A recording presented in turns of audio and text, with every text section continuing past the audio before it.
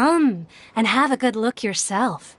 Traditional spices of the highest quality, made with pride and experience. You've got a deal. I can't thank you enough for always looking after my business. Believe me, I'm not making this up. Several Eremite mercenary groups are nearly in open conflict, but does the core of 30 care? And that's not all. Did you know that... Wow! Talk about hurly-burly! This place is busy! Guess that's only to be expected for the largest port in Sumeru. Maybe it's because of what Dia told us earlier, but Paimon can't seem to shake the feeling that there's also danger lurking in these crowds. Ooh. Let's get our bearings so we can start looking for leads. We know that whatever the Academia lost is related to the gods. But other than that, we don't have much else to go on. Osfun told us to try posing as Academia students while asking around. Paimon checked the Akasha on the way here, and the Academia doesn't seem to have any research facilities in Port Ormos. Paimon doesn't get it. Won't we look even more suspicious going around saying we're Academia students and asking about the stolen item? Well, given all the people that come through here every day, if there's any information to be found, Paimon bets we could find it in the market. Let's ask around and see what we come up with.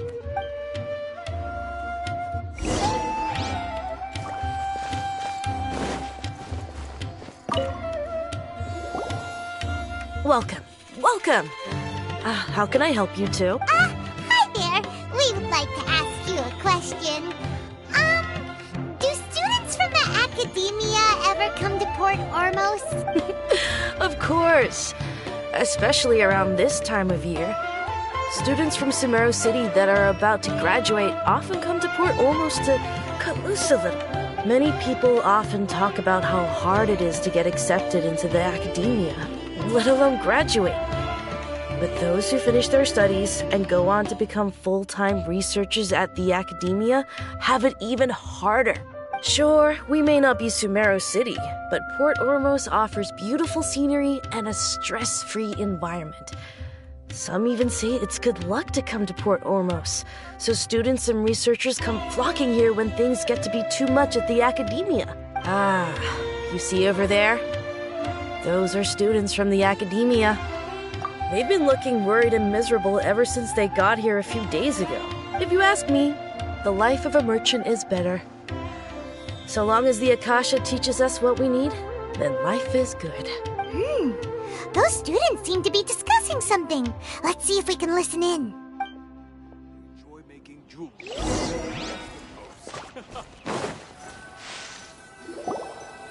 It's no good. I've tried asking around, but I haven't been able to learn anything useful. Not to mention that a bunch of scary-looking Eremite mercenaries have been posted along the streets now. There's been a lot of fighting between the different Eremite factions in Port Ormos. If we choose to move on our own, then it would be wise to steer clear of them. Especially the group that's constantly shouting some stuff about the Scarlet King and some resurrection. I've even heard that the Citadel of Regzar is starting to get fed up with them. What was that group called again? Ein something or other? They're called Ein El Akhmar.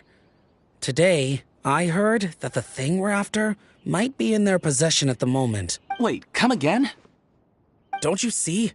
Many of the Eremites in Port Ormos deal with trading this kind of thing. They're usually pretty wary of outsiders, but not so with students of the Academia. It's because the kind of goods that students are looking for aren't the kind of goods that Eremites are after. As long as they know you're a student, then deals can be made. I've heard that Ein El Hakmar likes to set up shop at the Jafar Tavern. Supposedly, if you're willing to part with 500,000 Mora, they'll give you info on anything. Wait, did you say 500,000? If information alone costs that much, then how could we ever afford to buy what we're looking for? I guess we might as well give up on trying to graduate this way. I wouldn't worry too much. Our field of research is very niche. Who else could possibly be after that kind of shady knowledge? I bet it's practically worthless to anyone aside from us. Well, I guess that makes sense. Then the only thing left for us now is to find a way in. Why don't we all just pool our money together and pay for the information? Whoa! Did you hear that? A niche field field of research and shading knowledge? It all sounds pretty suspicious to Paimon. Is knowledge something people just buy and sell like that? So, what's your plan? Wait, didn't you hear what they just said? Buying information is going to cost us 500,000 mora! Have you lost your mind? Oh, alright. Paimon never thought she'd agree to parting with that kind of mora. But if you know what you're doing, then we should give it a shot.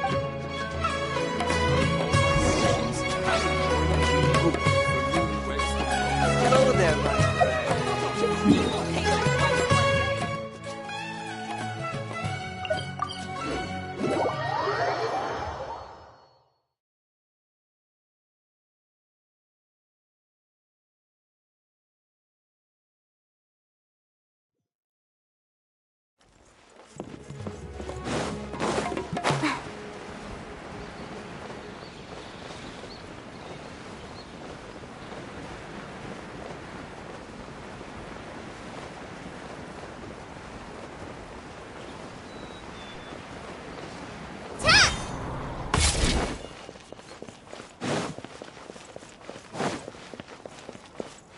This is the place we heard those students talking about. Let's find a seat somewhere and see if we can spot the group they mentioned. Should I adjust the shipping schedule? What's going on? Oh, you've arrived. Please, take a seat. So, they think that they can go toe-to-toe with the boss? Ha! Once we reclaim the power of the Scarlet King, they'll be the first that the boss punishes. They're nothing to be afraid of. Our main rival now is the Caracal Battalion. They've also amassed a significant amount of mora this time, so we mustn't underestimate them. How can the Caracal Battalion compete with the boss when they're nothing but a bunch of money-grubbing opportunists out for a quick mora? Yeah, with Boss's fervent devotion, he'll be able to use this power to bring our god back this time. All these guys talk about is the Scarlet King, so they're probably the ones we're looking for. Greater Lord Ruka Devata. That traitor and her followers must not be spared. The day will come when the Scarlet King exacts vengeance on Sumeru, and all of them shall be punished. Yeah, Paimon was wondering what they meant too. We should ask about that if we get the chance later.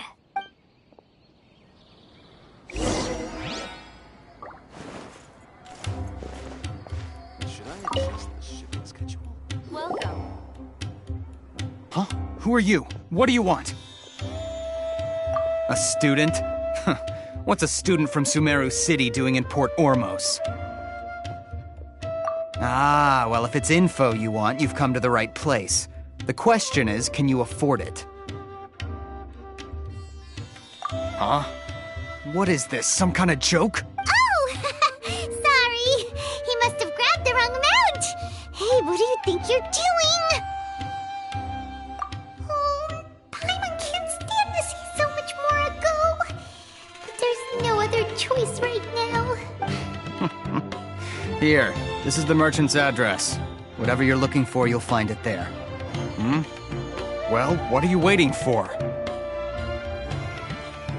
Oh, that's right! We heard you mention the Scarlet King just now. We're actually interested to know more because we're, archaeology students! Fine. Since you've already handed over the Mora, I guess I can throw in a little extra info. As you can see, members of Ain al-Ahmar are devout believers of the Scarlet King. Years ago, the Scarlet King founded the great desert nation that was our homeland. It was an advanced civilization, far beyond anything you'll see in present-day Sumeru. The Scarlet King was the rightful god of wisdom, but he was betrayed by a companion he trusted. She even stripped him of his title, God of Wisdom. So, you mean the traitor was... Greater Lord Ruka Devata, yes. That shameless wretch destroyed the Scarlet King's civilization, and our ancestors were forced to flee to this land where we were made to suffer the tyranny of our enemies. Furthermore, she conspired with the Academia to cover up the truth of her actions, and create the merciful and benevolent facade for which she is now known. Ugh, just thinking about it sickens me. But the story doesn't end there, oh no. The Scarlet King isn't truly dead. The voice of the Oracle has been heard in the desert, prophesying his resurrection. Mark my words, our god shall return. And when that day comes, all followers of the traitor and all the desert dwellers who have forgotten their true god will suffer retribution together. If what I'm saying makes you shiver with fear, it might not be too late for you to become a believer of the Scarlet King. I don't have anything to say to you academia people about that. I think this conversation has reached its end. Not just yet. This man is a fraud. Huh? You again? Deranged academia lunatic. Yes, it's me again. I already warned you that if you weren't willing to sit and discuss things with me, I'd take measures to make things uncomfortable for you. Listen to me. That address he gave you is fake. Or at least, you won't find a merchant waiting for you there. This group has been boasting all around that they can provide information on a certain item as a means of luring people into their territory. Once you show up, they keep up the act until they have hard evidence that you want to purchase said item. Then they use that to squeeze you for all the more you're worth. Hey! Shut it, Alhaitham! What are you playing at, trying to ruin our business like this, I told you the other day. I wish to discuss my terms with your boss. Ha! The boss made it perfectly clear that he won't negotiate with you. Yes, and in no uncertain terms. But that was then. It does not preclude him from changing his mind in the future. I'm warning you. Don't push us, or this could get ugly. We don't usually get rough with people from the academia because it just complicates things. For a lunatic like you, though, we might just have to make an exception. If you're suggesting that we escalate this from a verbal exchange to a physical one, I accept. After all, even the Archons used war to negotiate the ownership of Teyvat. If, on the other hand, we can't agree on any means of negotiation at all, then I'm afraid my next course of action will sting a little more than the mere falling through of a few business deals. I will jeopardize the Eremite's reputation, which I know you value above all else. I am quite confident that if I began to take such action, your boss would willingly approach me himself. However, I fear that by then, some things will have happened that cannot be undone. Also, a word of advice. I suggest you tell your boss exactly what happened here today. Otherwise, he might blame you for not telling him in the future. What did you say? Consider this. Have I ever failed to follow through on my word in the past? This guy is really out of his mind. Okay, then. If you really have a death wish, let's meet a week from today. The pier in front of the Pharos Lighthouse, 4 o'clock in the afternoon, sharp. Don't expect us to hold back. Not so fast. First, you return the 500,000 mora to them.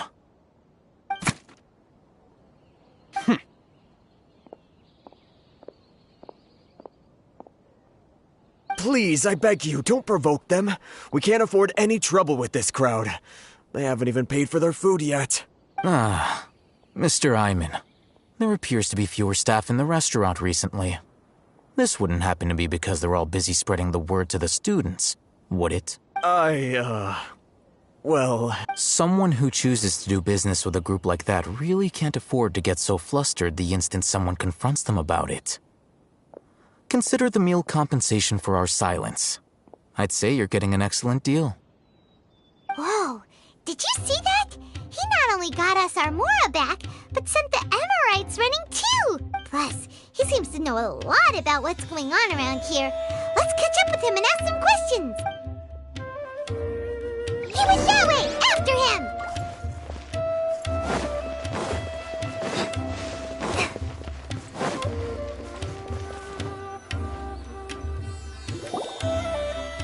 Wait up!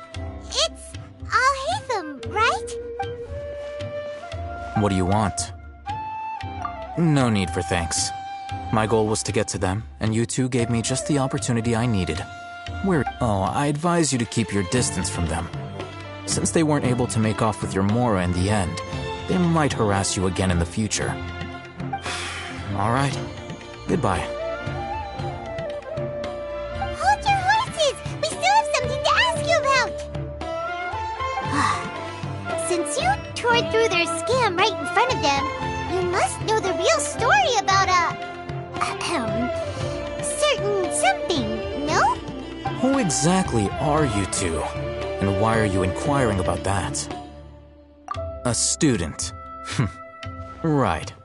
Look, you should know that those thugs conducting business with you had nothing to do with your lie. Huh?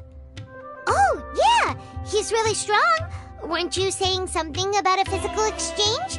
We can help with that. He doesn't even have a vision. Forget it. Maybe not, but he can still use elemental energy. Otherwise, high-headed thugs are definitely gonna bring a lot of backup for your next... All right, I accept. Got a pen and paper? If you're certain, it doesn't matter if you show up or not. So, since you were happy to give us this merchant's Even know what it was? Okay. Well, if you truly are as skilled as you claim, then you can beat the answer out of them when they become hostile. Look, if you've been making inquiries, then you have to know something by now. Tell me what you know so far, so I don't waste time repeating information. We know it's connected to the academia. You know almost everything there is to know, but you're unable to compile this information because you've never seen the object before. This is what you've been looking for. Huh? Paimon can't tell what it is. It looks like some kind of ornament. This is a knowledge capsule. To put it simply, it's a vessel that can store a fixed quantity of canned knowledge. It's like a miniature Akasha. Anyone who links it to their personal Akasha terminal instantly becomes privy to its contents. Correct. Anyone. Unlike the Akasha, which heavily regulates who can access what information, knowledge capsules confer their contents without any requisites. That's amazing! It's essentially a convenient and harmless vestibule for knowledge.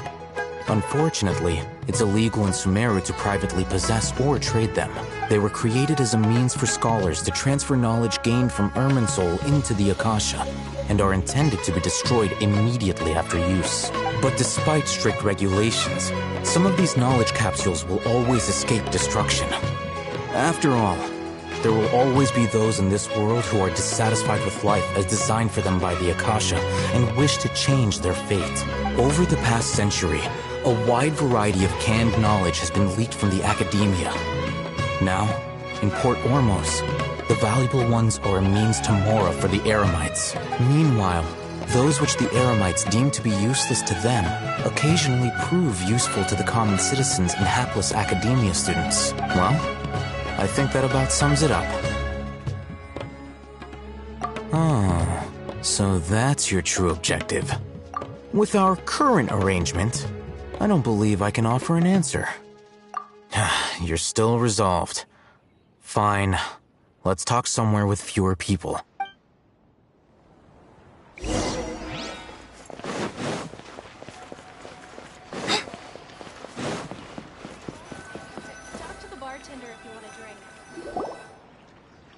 Let's continue our conversation here. If you wish to learn more about the knowledge capsule that the Academia lost, then you must help me with something. I need you to find someone named Dory, a traveling merchant. Unlike the peddlers who hawk inferior knowledge capsules, she often has quality goods in stock. Some say that as long as there is profit to be made, there is nothing she won't dare to sell. She's guarded against people from the Academia because most of her wares don't comply with Academia regulations. I think she blacklisted me. I met with her informant, but it soon became clear that they had no intention of letting me get any further. Become one of Dory's customers and earn her trust. This is my condition for further collaboration. Why do you want us to meet with her? Until you complete this task, you don't have question privileges.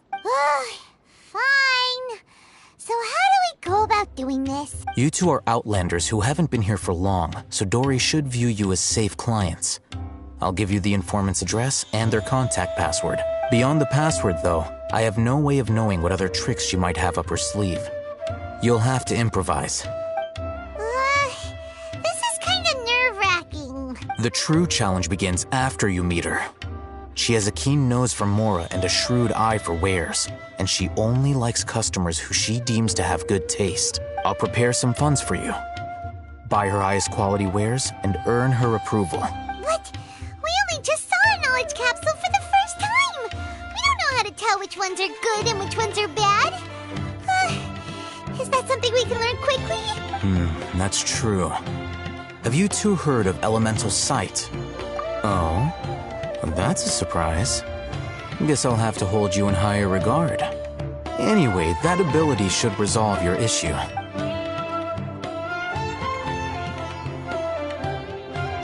Here are 2 knowledge capsules. Tell me, can you detect any difference in their quality?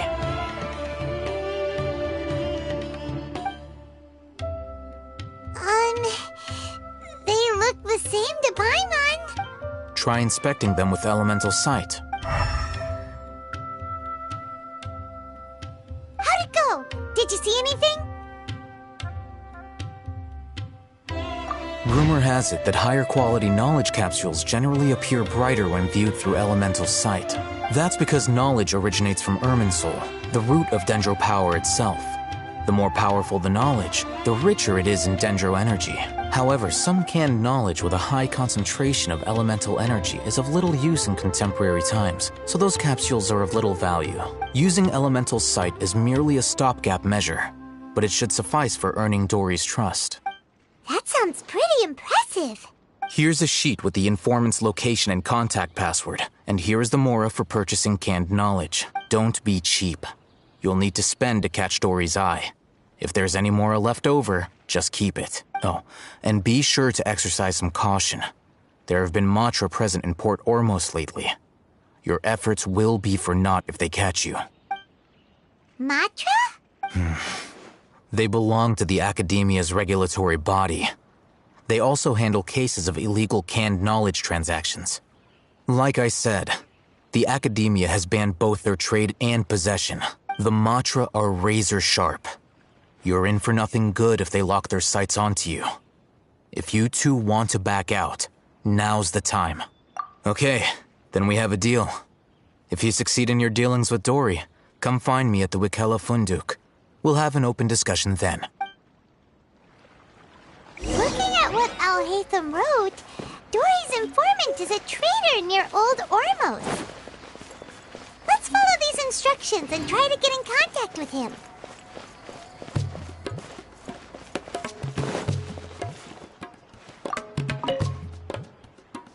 Hello. What are you two looking to buy?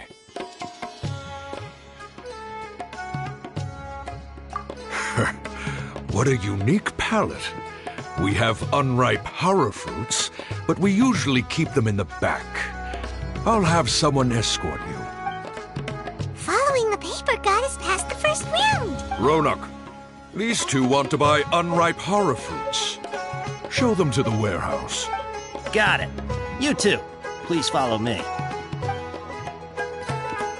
You two have a fascinating fashion sense. We haven't seen a customer wearing a Sumeru rose for quite some time. Hold on. Let me think. Sumeru rose means commons merch. No, look again. We're obviously wearing morning flowers. Ah, my mistake. I do apologize. Whew. That pop quiz sure was scary. The warehouse is up ahead. Please follow me.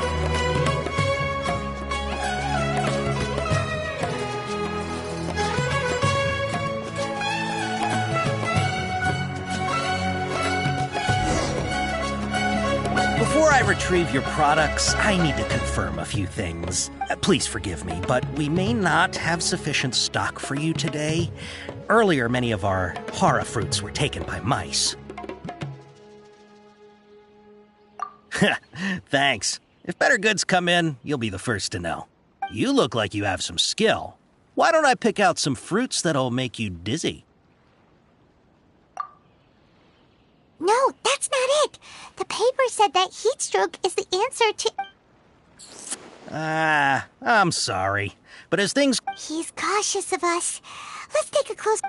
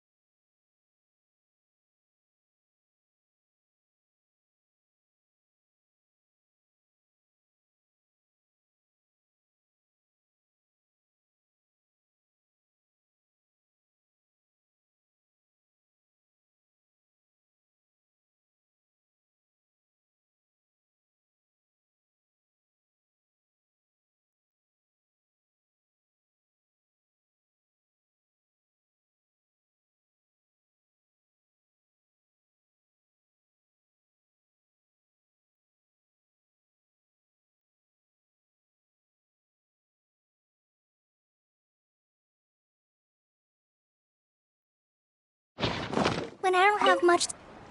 Before I retrieve your products, please forgive me, but we may not have sufficient stock for you today.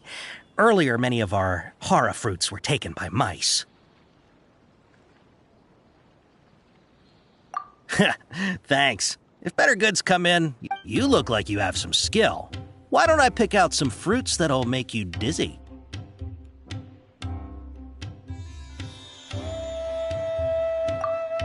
Yep, that's the right answer. But eating hara fruit that makes your head and ears ring sounds like a bad life decision. Would you like your hara fruits to be packaged in the Sumeru City or Port Ormos style?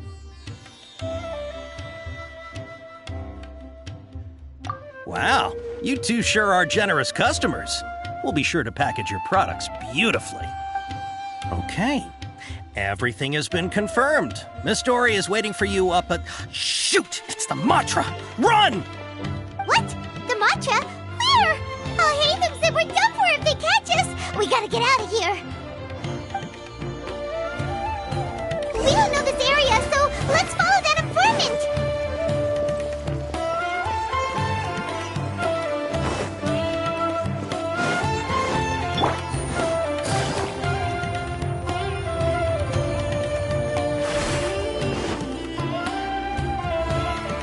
He ran that way.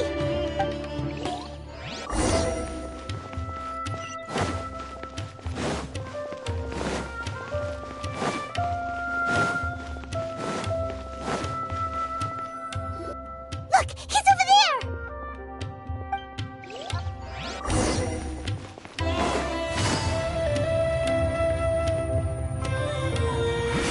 Take it easy.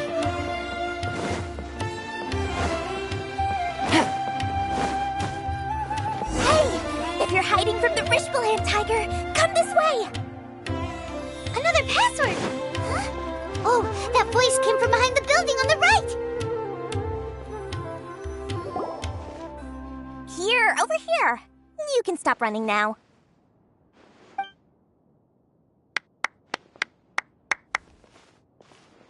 So you were the one who was calling out to us just now. But, are we definitely gonna be safe here? These two good customers wish to buy some hara fruit, Miss Dory. And if there's nothing else, I'll just excuse myself. Oh, very good. Thank you. Huh? Wait, you're Dory? Paimon sure thought you'd look a whole lot scarier. Hey, what are you trying to say, Princess Pea-Brain? I can be scary enough when I need to be, believe you me. If you don't watch what you say, then you can forget about doing any business. But it seems you two have actually done pretty well so far. Not only did you manage to find the informant, your reactions were also pretty sharp. You don't really look like criminals or anything, but I bet my Mora that you've been involved in some shady dealings, haven't you? Paimon's not sure if that's supposed to be a compliment, but we'll take it. I can't risk doing business with people who start huffing and puffing after just a few paces. No matter how much Mora they might have. Not only will they get caught by the Matra, but they'll also get us into trouble. As decent folks trying to run an honest business, we don't need any of that. Wouldn't you agree? So that's why I prefer to have customers like you. It's your first time here, but don't worry, I won't ask too many questions. Even if you wish to buy enough knowledge capsules to decorate your house with, please, knock yourself out. As long as you have lots of round, shiny Mora, then we're all good. Ah, yes, of course, of course. Go ahead, help yourselves. Voila! Wow, she has a trove of canned knowledge. Whew.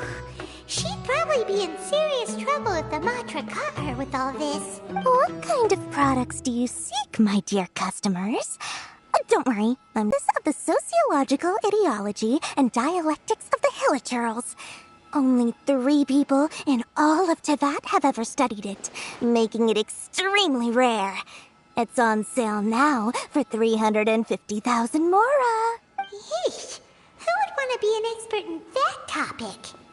Or how about the architectural styles and construction methods of Teyvat in the early Archon War period. With this one, you can become an expert in historic architecture preservation and find an excellent, well-paying job in nearly any nation. Ooh, now this sounds like it could be useful.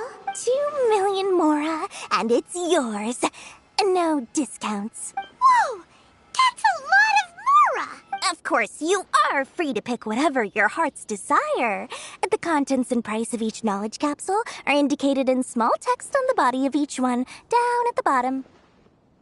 Alright, let's try the method that Al-Haytham mentioned.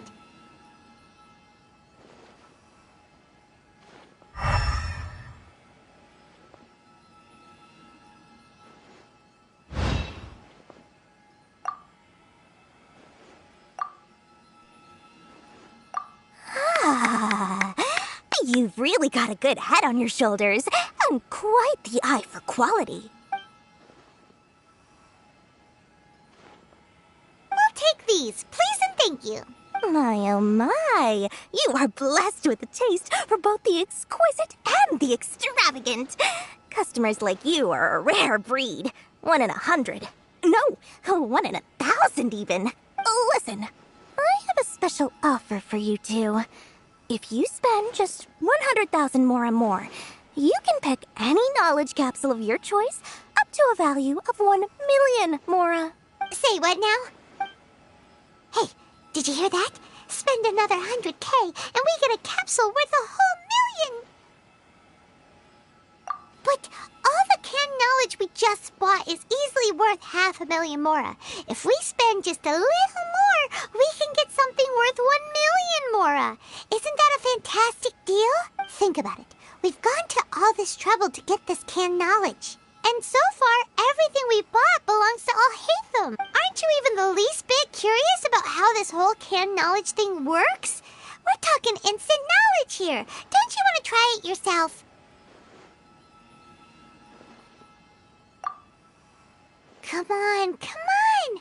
We still have around 100,000 of Al-Haytham's mora left, so let's put it to good use by finding something useful for you. Ahem, you've got a deal, Dory! We'd like to spend an extra 100,000 mora. Excellent! Then please, select from this fine collection of canned knowledge over here. Hold on a second. Paimon thought we could choose whatever we wanted. Why can't we choose the ones from over there? Oh, but my dear customer, the knowledge capsules over here are worth 1 million mora each. I'm sure discerning customers like yourselves will be able to find something to your liking. Please, take your time. Uh-oh, Paimon has a bad feeling about this. Let's use Elemental Sight again to check these. Huh? Why?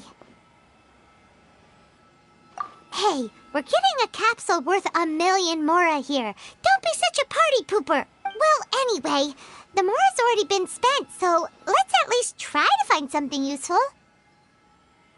Let Paimon take a look here. An introduction to traditional Sumeru brewing techniques, the art of growing spices, an overview of ancient runes. Oh, how about this one? Sword Fighting Techniques 8. Not sure we'd ever find volumes 1 through 7, but at least this knowledge should be useful, right? Let's go with this one. Dory, we'll take this one. All right, very good. I'm expecting some new goods in the next couple days, so be sure to check back again soon. Whether it's canned knowledge or anything else you need, bring your mora to Dory and doors will open. Our dealings with Dory went smoothly enough. Let's head to Wakala Funduk and meet up with Al-Haytham. Hopefully now he'll finally tell us about what the Academia lost.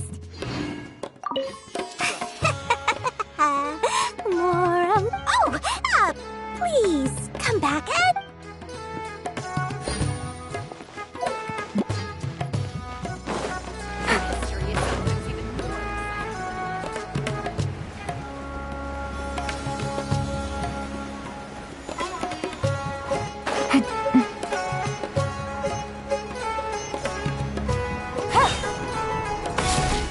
Take it easy.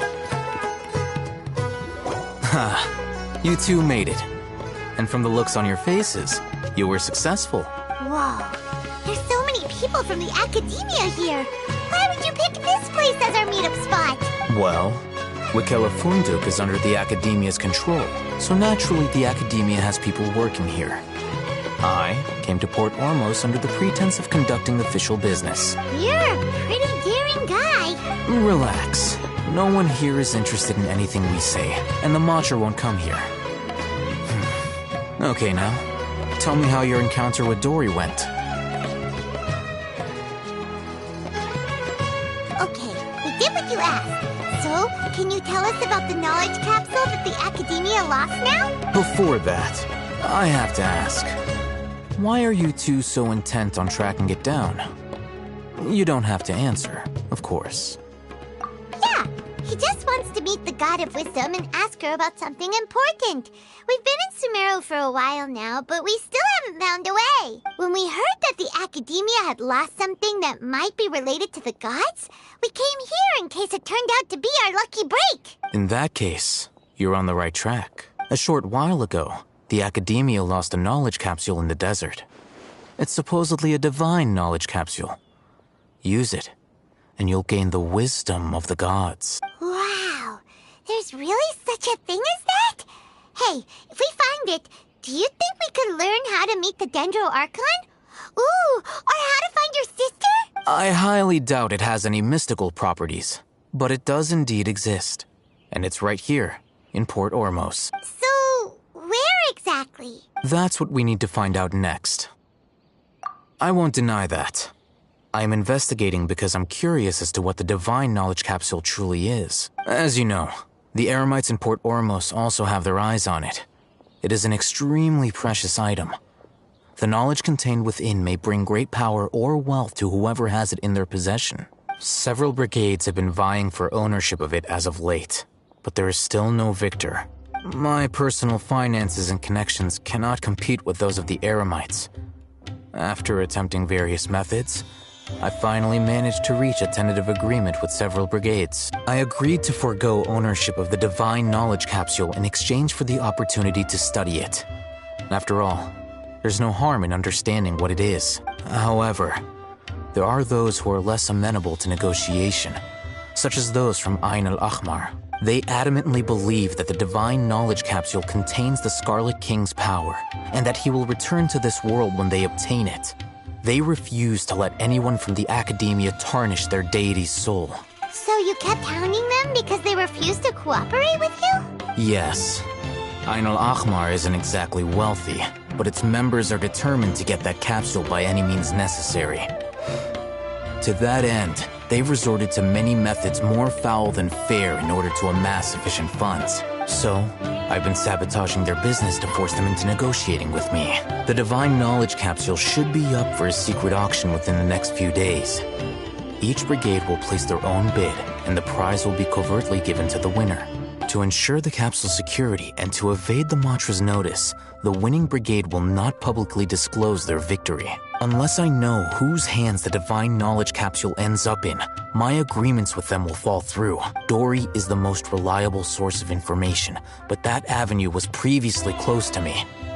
With you on board now, the situation is different. In other words, you wanted us to befriend Dory so you could find out where the divine knowledge capsule is. Yes, you can say that. But this arrangement harms none of us. The day after tomorrow, go back to Dory and try to purchase information on the divine knowledge capsule's whereabouts. If she has no information, wait 2 days and approach her again. If I get the opportunity to study the divine knowledge capsule, I will relay my findings to you. Will that suffice as compensation? Okay, then we'll meet up in 2 days.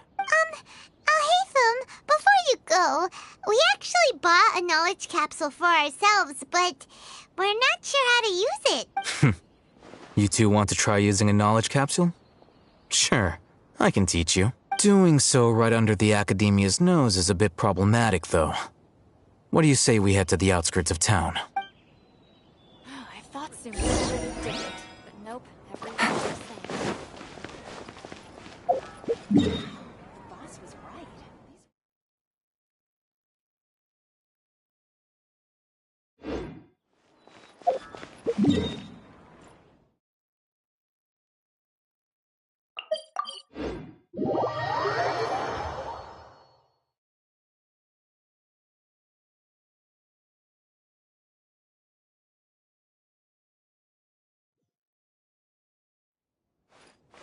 Take it easy.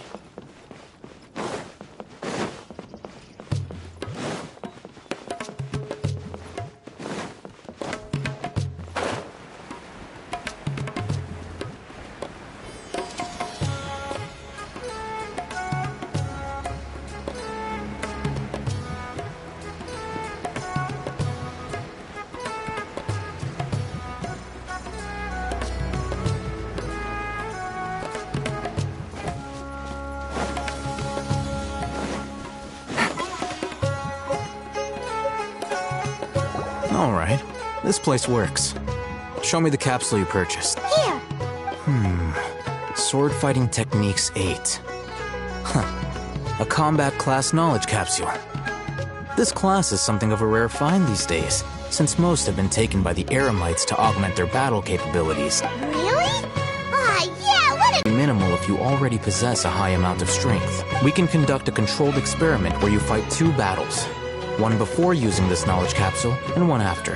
While you fight, we can use an Akasha terminal to monitor your various physical parameters. There may be variances in your physical strength between the 2 tests, as well as a disparity in your opponent's abilities. But don't worry. I'll run statistical analyses afterward to mitigate any confounding effects. Wow! Oh, hey, You must have been one of those guys at the Academia who got top grades on everything. Paimon's curious about something, though. You definitely weren't one of those students who needed canned knowledge to graduate from the Academia, right? So why are you risking getting caught by the Matra for this capsule? When you are unable to understand a researcher's actions, most cases can be attributed to curiosity. This is but one theory. Sounds like you're trying to avoid the question. All right, let's begin the test. Just fight as you normally do.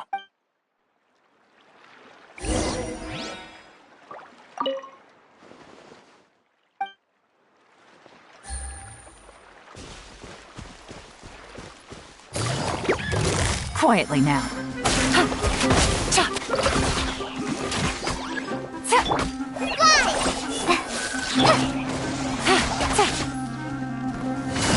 Gotcha. To record data, the next step is to use this knowledge capsule. Hold it in your hand. I'll help you establish a connection with it so you can activate its power.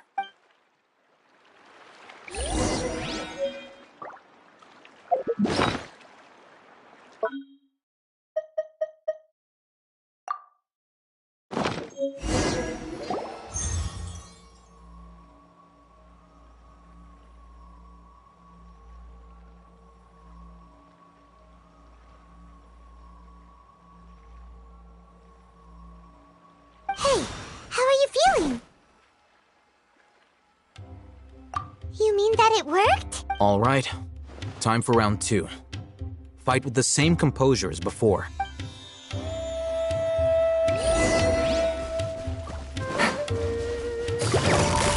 Quietly now.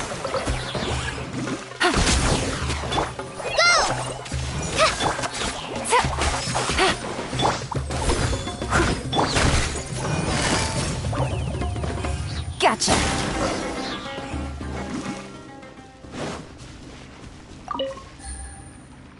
Now, I'll start recording data again.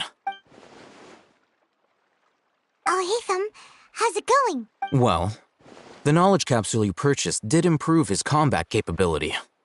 During the second fight, his overall fighting performance increased by 0.073%. Wait, how much?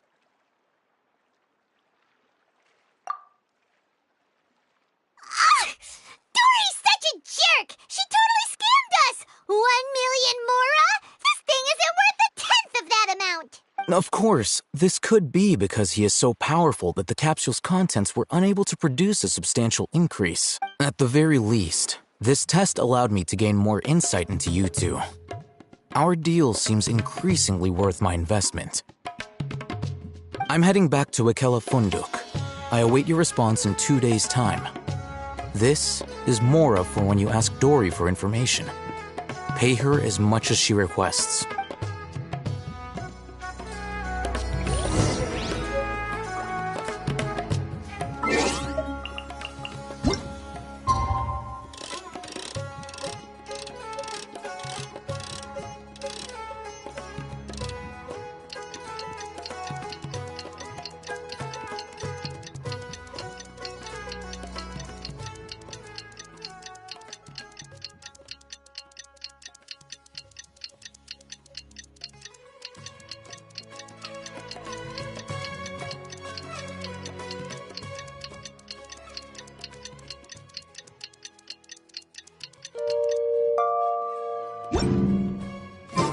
Let's see Dory today and ask her about where the Divine Knowledge Capsule is.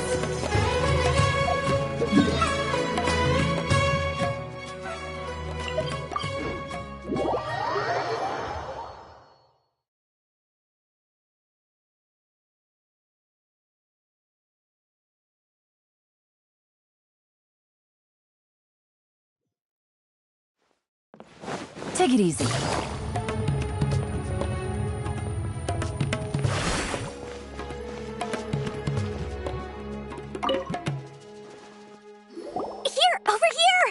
Welcome back, my loyal patrons. What can I do for you this time? You name it. Canned knowledge, supplies, or anything else you need. I'll find a way to get it. Where there's a waterfall of Mora, there's a way. Can you really get us anything we want? Anything at all? Uh-huh.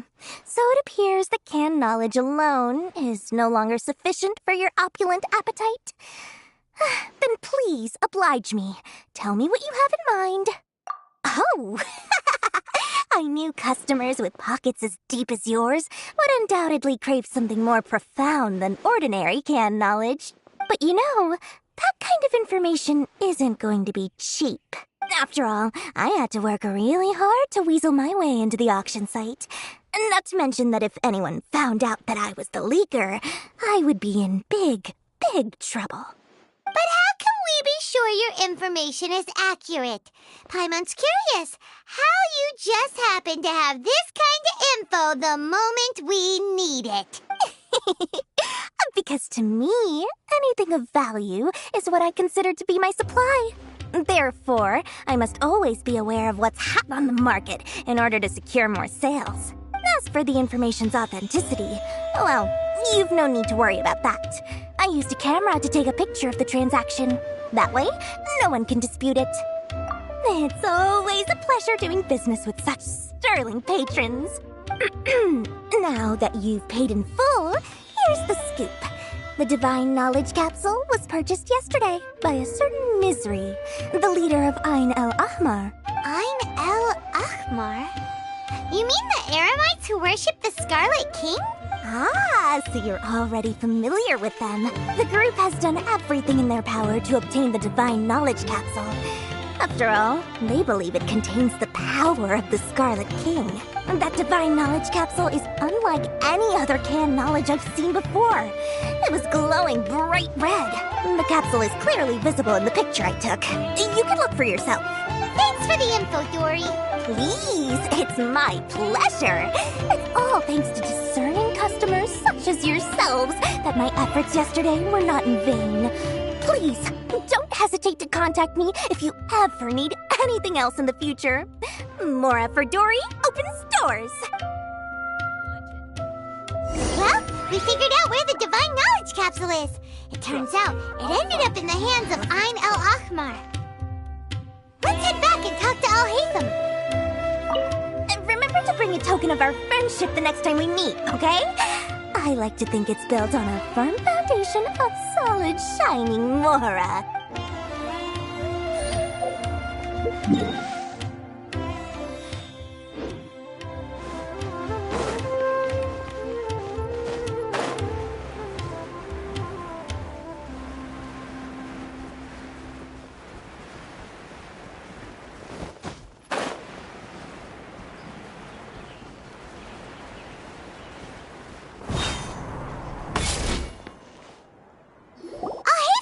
We got the info you wanted.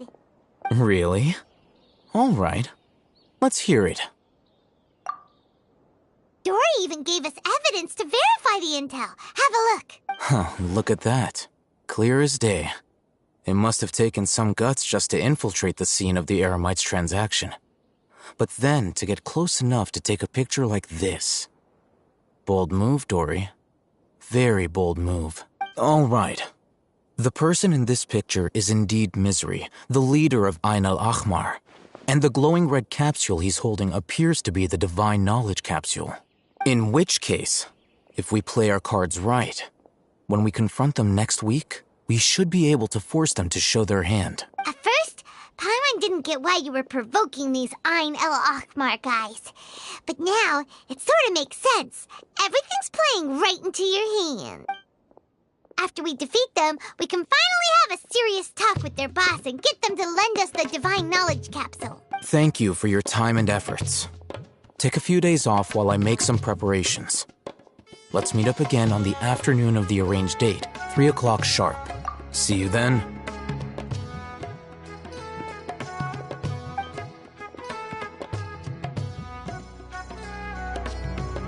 Oh, Hatham sure is taking his time. Where could he be? Oh, there he is. Sorry to keep you waiting. Let's head to the pier in front of Pharos Lighthouse. Yep, let's go.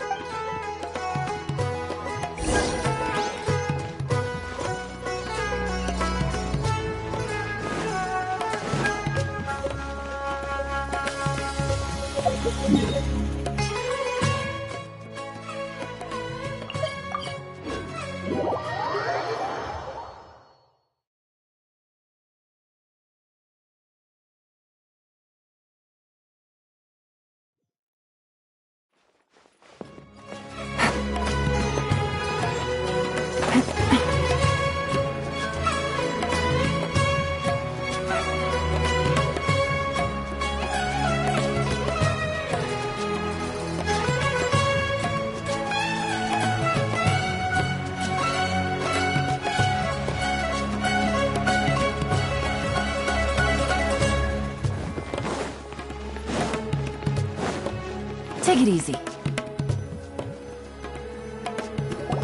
Oh, Hatham.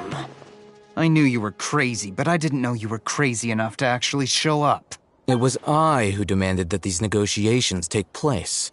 I was more worried that you might go back on your promise. But to your credit, it appears that you're sticking to your word. This is turning into quite an occasion. I also brought some backup.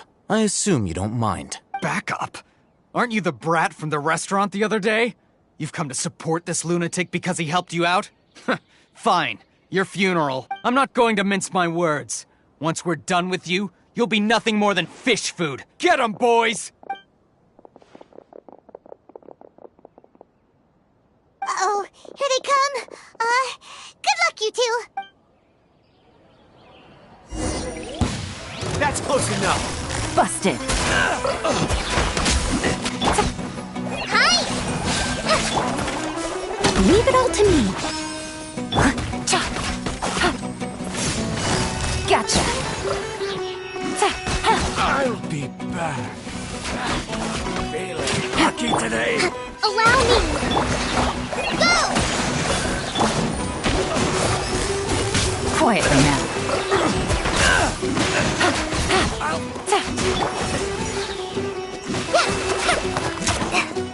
No more tricks up your sleeve.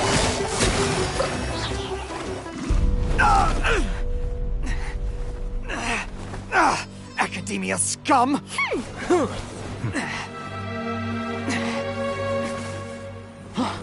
Boss! Finally!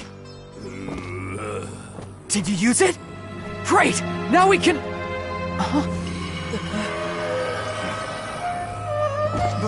Boss?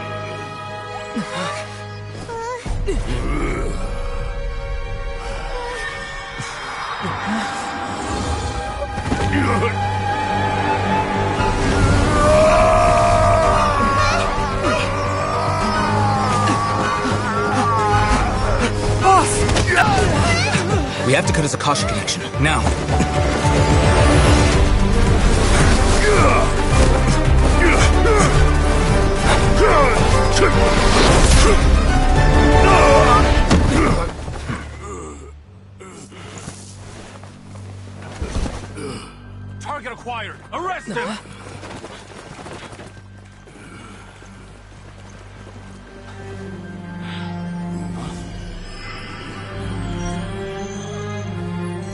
Do not impede our work. Is that understood, Alhaitham?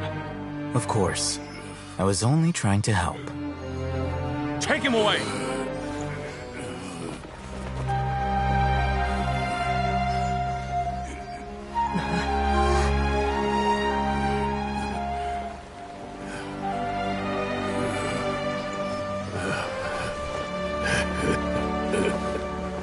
World, forget me.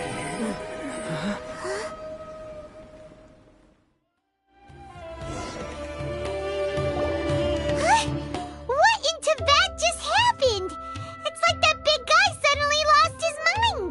It looks like he used the Divine Knowledge Capsule. You mean the Divine Knowledge Capsule did that to him?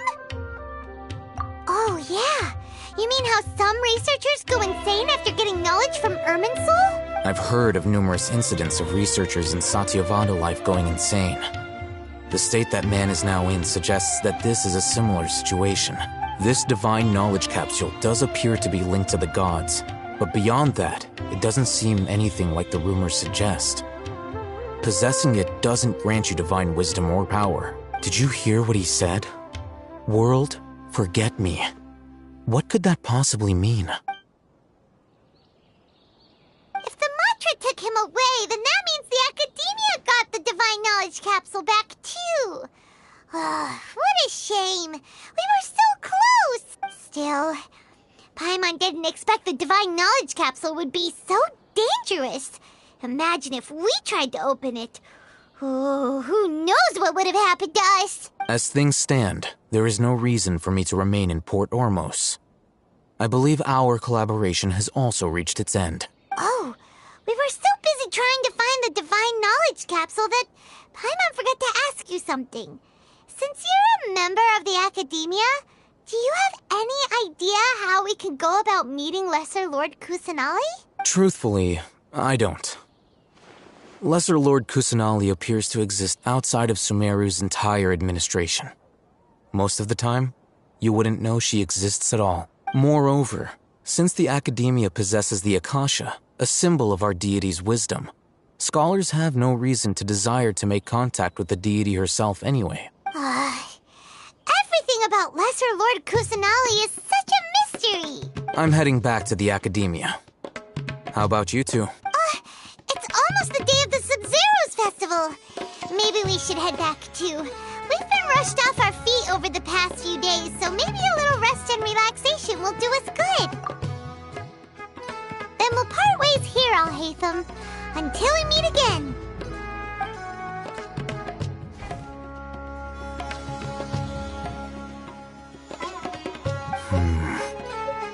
Now, do I deal with this thing first? Or should I produce the report that the higher-ups require?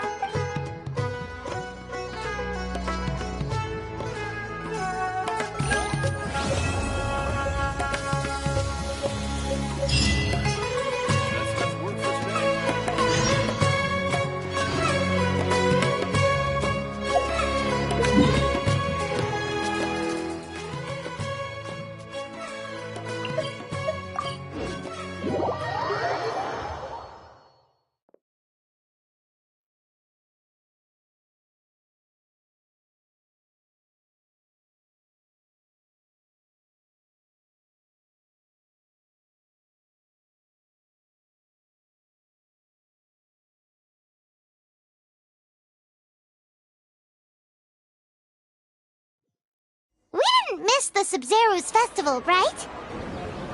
Let's hurry and find Dunyarzad. Paimon thinks she must be around the Grand Bazaar, since she showed us around there last time.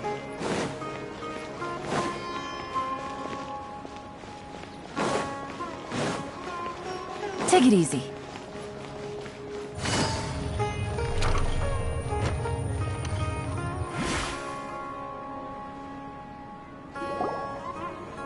There she is!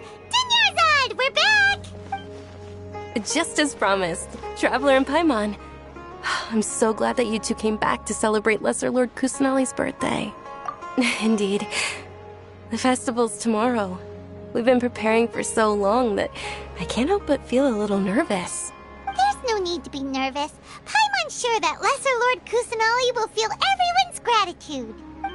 Thanks, Paimon. I hope that everyone who comes to the festival will also have a good time. Speaking of which, did you manage to make your way to Port Ormos? Discover anything over there? Of course we went. A lot of things happened there. I see. Sounds like you two had another exciting adventure. If there is another chance, I would love to join. My lady, if you went to Port Ormos in your current state, we'd both be in for a lifetime of trouble. Dia! You were eavesdropping! It's called covert protection. Keeping an ear out for what's going on around my employer is part of the job. It's all right, Dia.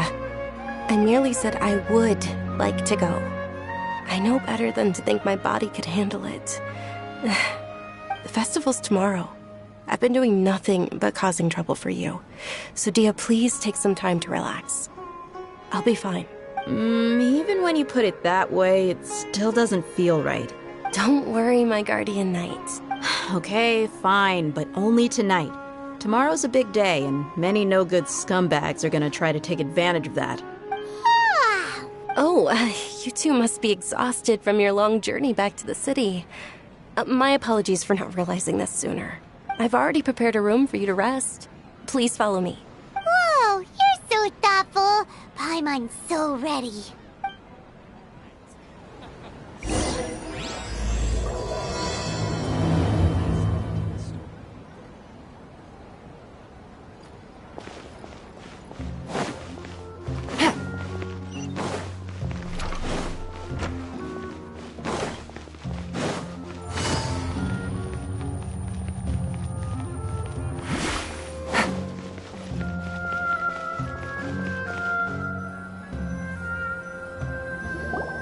Here we are. It's also fairly close to where I've been staying. It looks really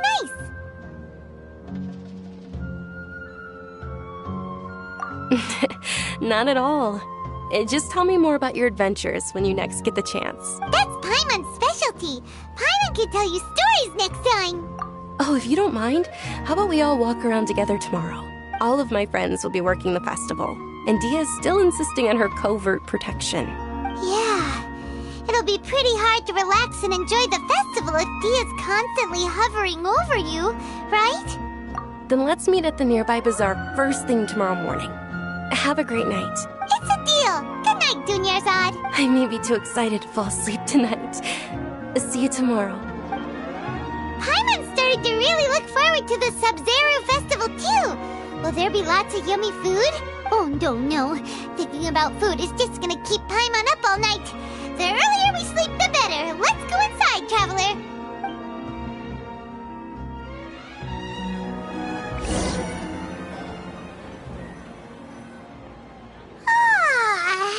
Did we oversleep?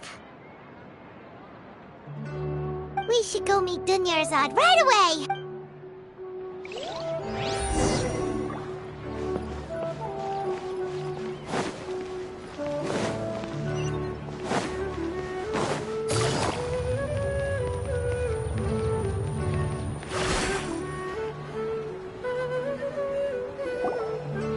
Traveler, Paimon, I've been waiting for you two. Good morning, Dunyarzad. We must have overslept a little bit.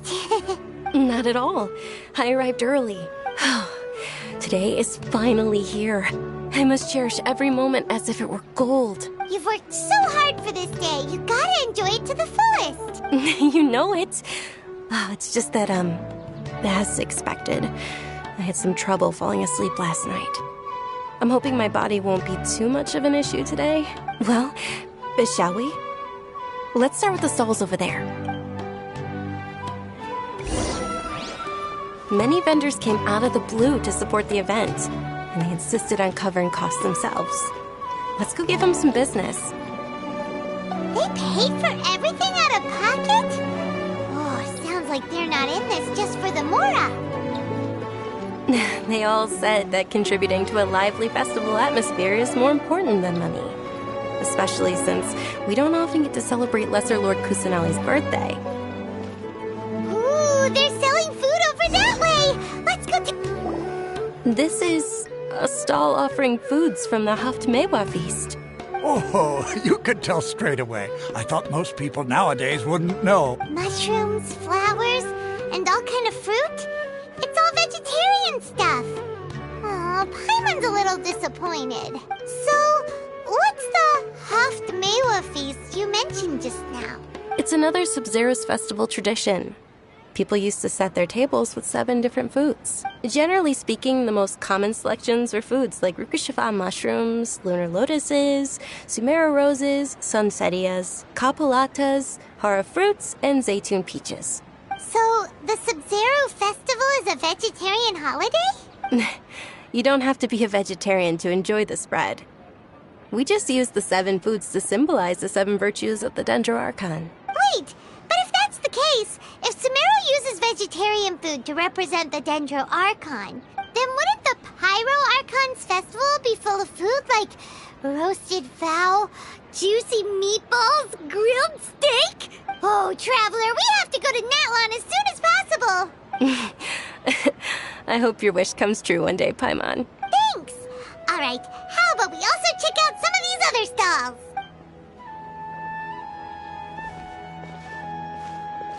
Dear customers, would you like to try your hand at alchemical divination? What's alchemical divination? Those two things sound like they'd be fun to try together. Right? I thought the same when I first heard about it. It is said to be a mysterious craft invented by none other than Lesser Lord Kusanali herself. So, how does it work? It's quite simple. After you give me any 2 alchemical reagents, I'll use them to perform a random transmutation. Sure sounds random. So random that it will probably fail. That is precisely what we need. After the transmutation fails, your one and only diviner here will interpret the remnants. Well, according to Lesser Lord Kusanali, everything is interconnected, and all that occurs can be traced back to fate. You could say this is a pearl of old wisdom. Why does everything sound so much more credible when Dunyarzad says it? Are you guys working together? So that's the true wisdom behind it. This young lady sure knows her stuff. So, how about it? Want to give it a try?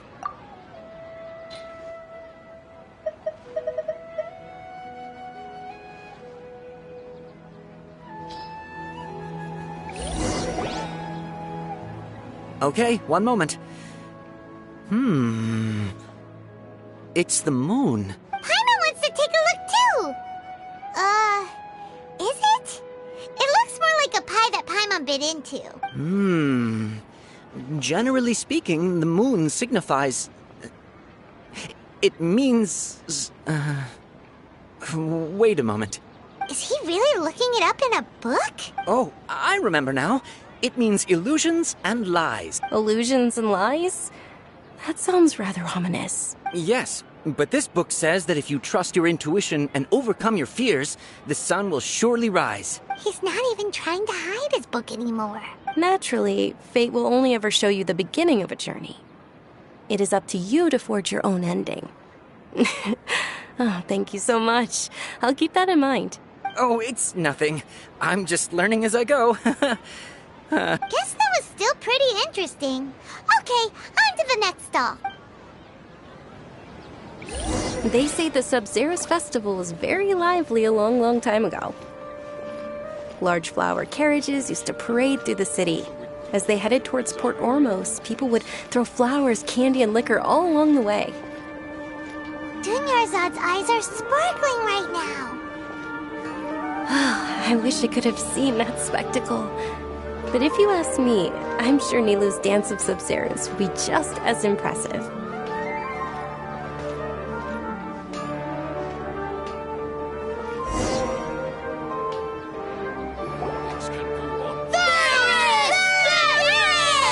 Attention! Soldiers, fall into formation if you want any Yalda candies. It's a weird guy with a weird hat. Hey, it's Dunyarzad! Miss Dunyarzad, the children love you even more than the Yalda candies. In the few short days it took to prepare for the Sub-Zero's festival, the children have all grown very fond of you.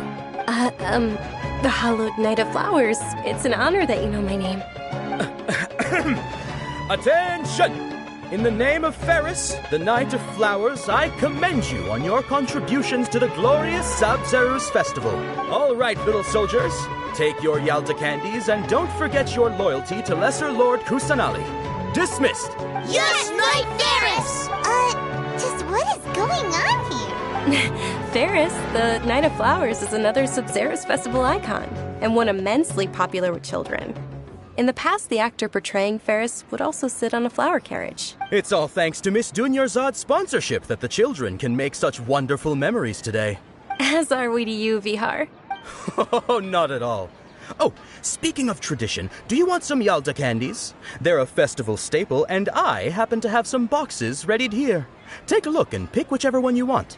Whichever one? Don't these boxes all look the same? That is the fun part. Each box contains a random flavor. It's up to the luck of the draw. Flavors include lavender melon, hara fruit, sunsetia. Ooh, those all sound pretty good. And there's also lizard tail and oni kabuto. Huh?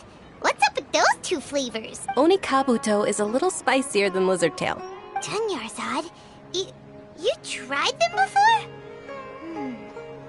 Traveler, help Paimon pick one. Paimon wants the Sunsetia flavor. It's all right. Paimon believes in you.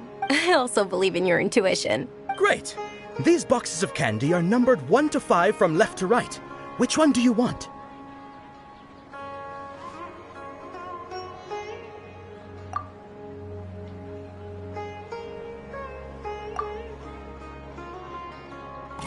Attention! That's unfortunately lavender melon. Oh, Paimon thought you survived so many epic battles because you had incredible luck. But looks like Paimon was wrong. The Sunsetia flavored candy was in box number 4. How about this?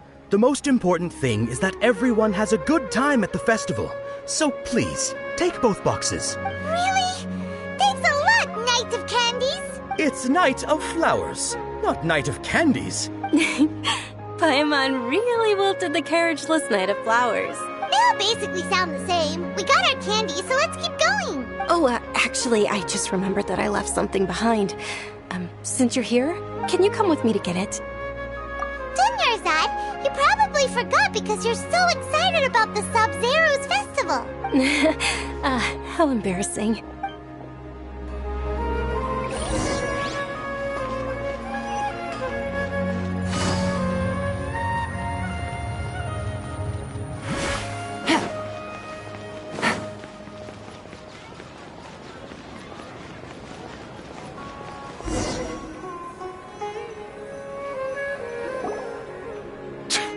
We're too late. Who knew the little lady was such an early riser? I know, right? Hey, wait a minute. Boss, isn't that her? Oh, that most certainly is. We're in luck. She's walking right into our clutches.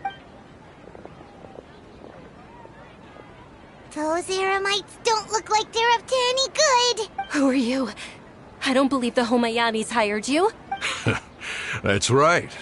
We haven't received any of their mora, but I wonder how much the Humayanis would shell out to get you back. They're a gang of kidnappers! Traveler, hurry and protect Dunyarzad! Hey, did you scumbags even consider that the Homayanis might have hired a merc that outclasses you? You're Dia! Dia the Flame Mane! No wonder we mercs haven't heard anything about you for so long. You sold your unruly mane to the highest bidder. Don't speak so disrespectfully. My family started working with her as gratitude for her past kindness to us. Don't worry about it, my lady. Just some friendly banter between mercs. One punch and those rabid dogs will expose themselves for what they really are. Aren't your claws all dull by now? Don't get too cocky! Traveler, take Miss Dunyarzad to a safe location. No, we're gonna stay and help. There's too many of them. You're right. All right, fine. Please be careful, Dia. Don't waste your time worrying about me. This is my job. Look out for yourself. After I've wiped the floor with them, I'll go find you all.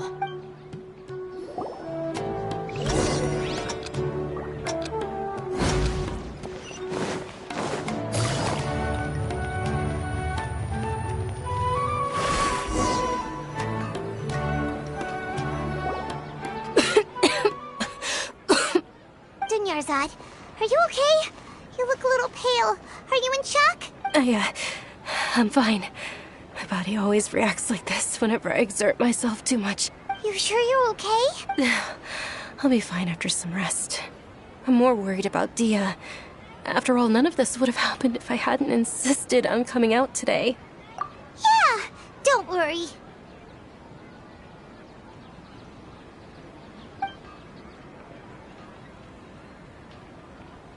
My lady, Traveler, found ya. Dia! You took care of them so fast! Any more of them? Or rather, did anyone follow you? Dia, your arm. Oh, this? I'm fine. It's just a scratch.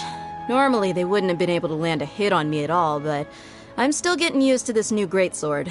Please, let me take a closer look. Come on, it's nothing. Us mercs aren't as fragile as you think. Hold on, you said something about a new greatsword. What happened to the one you were using before? About that. Well, I sold it, because I was low on Mora. Stuff like this happens every now and then. It can't be. The anonymous donation that was used for the venue's final round of preparations? Hey, Miss Dunyarzad, I wasn't trying to make you cry, and I'm not gonna lose my commission because I made my employer cry, am I? Okay, making your employer cry won't affect your commission, but selling your weapon without permission and getting hurt? I'll have to reevaluate your performance. You're so unreasonable, my lady. Thank you very much, Dia. Don't be like that. I get embarrassed really easily. Are you feeling unwell again, Dunyarzad? My lady, your condition. Traveler, can you take her somewhere to rest? I'll look around the area to make sure we're safe from an ambush. Truly, I'm sorry for the trouble, everyone.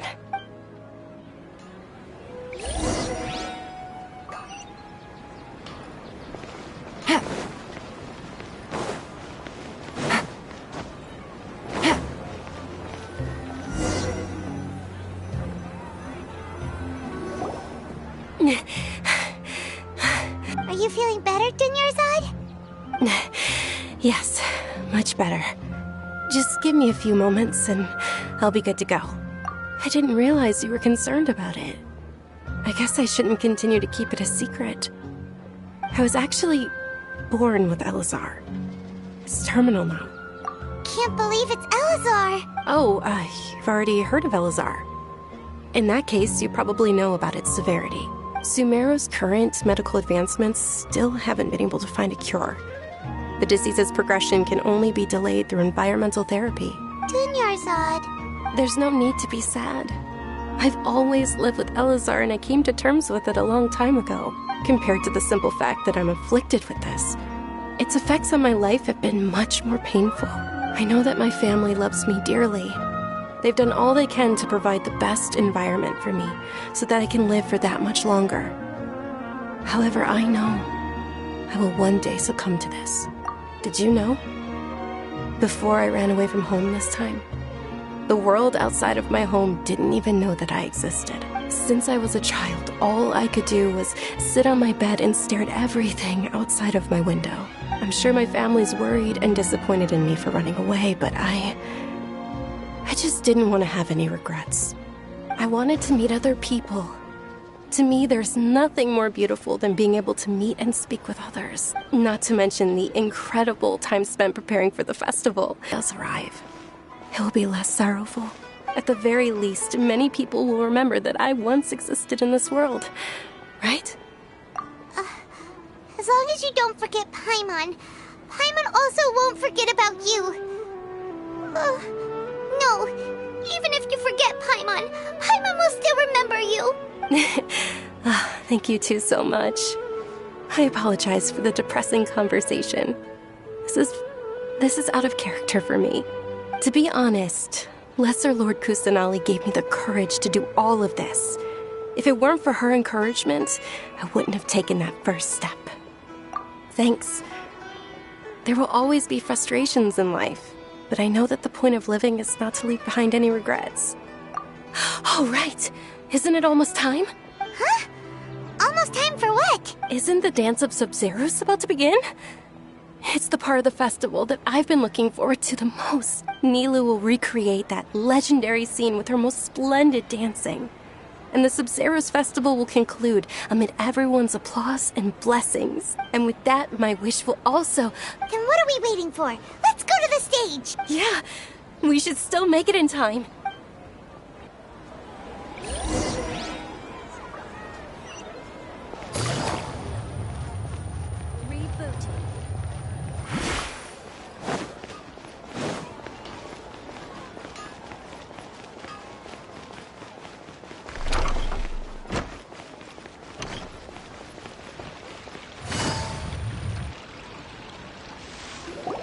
Were you not aware that the law prohibits this type of performance from taking place without prior permission? Over there! Someone's yelling at Nilou! I think I just saw the Academia's Grand Sage. Why is he here in person? But the Dance of Sub-Zerus is one of the key parts of the Sub-Zerus Festival. If we can't perform it... The Sub-Zerus Festival. The law also prohibits the private hosting of large-scale religious festivals. Only the Academia can host such an event. If you continue to resist, we will have to order an investigation into every single event organizer. The Grand Sage has already granted you much leniency. I advise that you exercise tact. How did things turn out like this? The Academia was originally responsible for the Sub-Zerus Festival, but they failed this responsibility for many years. I need to speak with them. This is a hard pill to swallow, but you're right. Things would only get worse. Art, dance. Aren't you ashamed of pursuing such frivolous and meaningless activities in this land of knowledge and reason? Our Archon created the utopia that is Sumeru City for all scholars who sought validity, verity, and truth, while people like you wish to defile it. No. I believe that our Archon never rejected the arts. Even the goddess of flowers dedicated a dance to her. With your lack of intellectual credentials, I do not believe you are qualified to debate with me. What you should be doing is finding workers to tear down this ridiculous eyesore. When we return, have the scribe draft an ordinance before the next Nyagarbha day that prohibits public art performances. We will announce it to the public later via the Akasha. Understood. I will inform him when I return. The Sub-Zerus Festival. Go celebrate the birth of that god to your heart's content. Nilou, are you okay? Oh, Dunyarzad. You all saw that just now? The Grand Sage ordered us to stop the performance. Yeah. Let's go somewhere the Academia can't find us and perform there. But how do we let everyone know? And what about the atmosphere and the stage? Or we could get people to block them off so they can't interrupt the performance. No. They just threatened to investigate the organizers. If we were caught...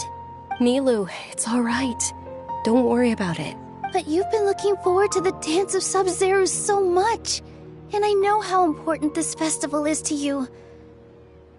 I don't want you to have any regrets. It's okay. Seeing you care this much about my feelings is more than enough. It would be too risky to continue the Sub-Zerus festival at this point. I don't want to get everyone in trouble. If you say so. But you can sneak out for the next Sub-Zerus festival, right? We'll make sure the next one is a smashing success. The next one. Yes. Okay, it's a promise. It will be a smashing success. I can't believe this is how things turned out. Those heartless geezers. It really is okay. There's nothing we can do about it. Still, I'd be lying if I said I had no regrets. I would have loved to see Nilou's dance.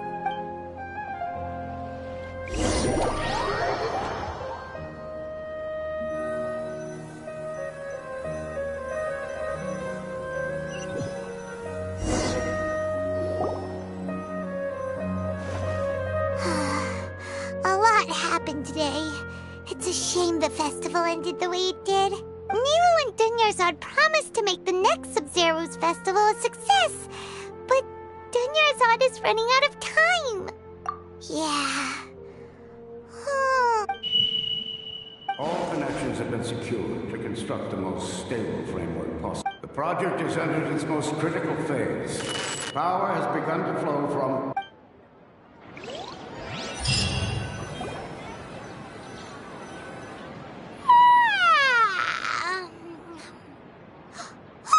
We're gonna be late! It's all because you wouldn't get out of bed! We should go meet Dunyarzad right away!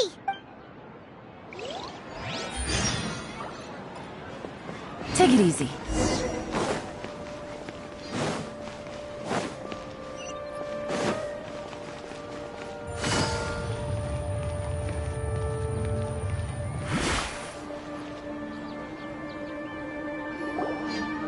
Good morning, Dunyarzad.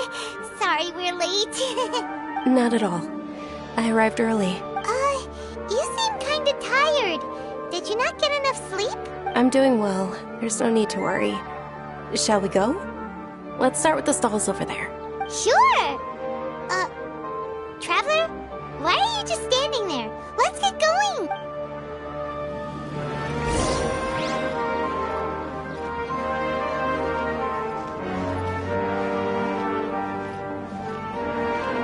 Ooh, they're selling food over that way! Let's go take a look!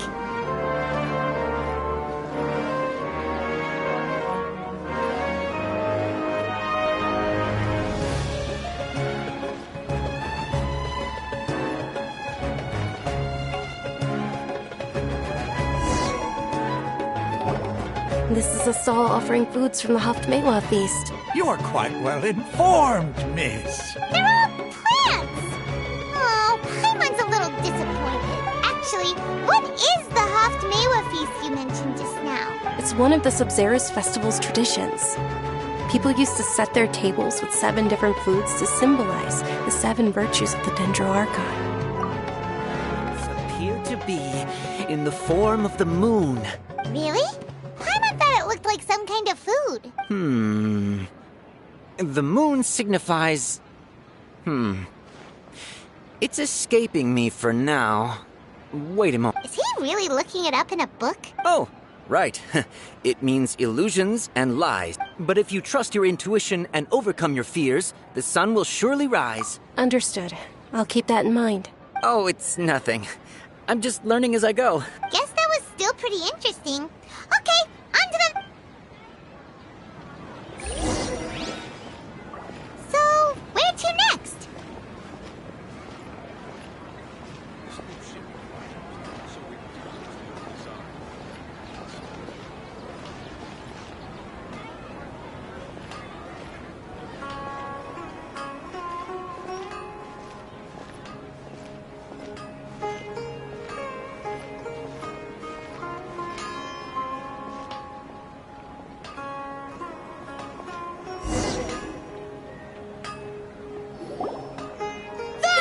All right, soldiers. Now that you have your Yalda candies, don't forget... Yes, Knight Ferris!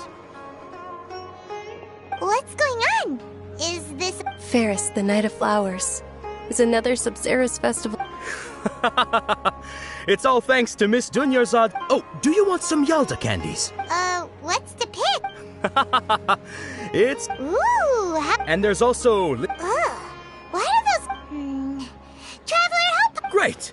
These boxes of candy are numbered 1 to 5 from left to right. Which one do you want?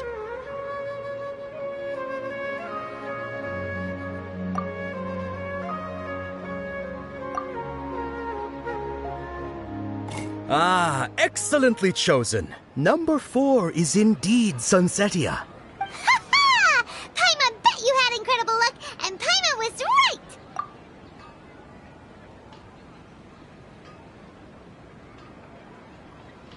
Huh?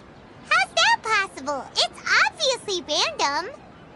Maybe we didn't sleep very well last night. Or maybe we slept too much. Oh, sure. Huh?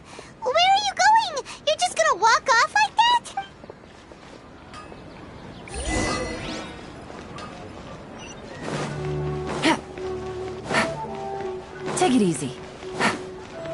Take it easy.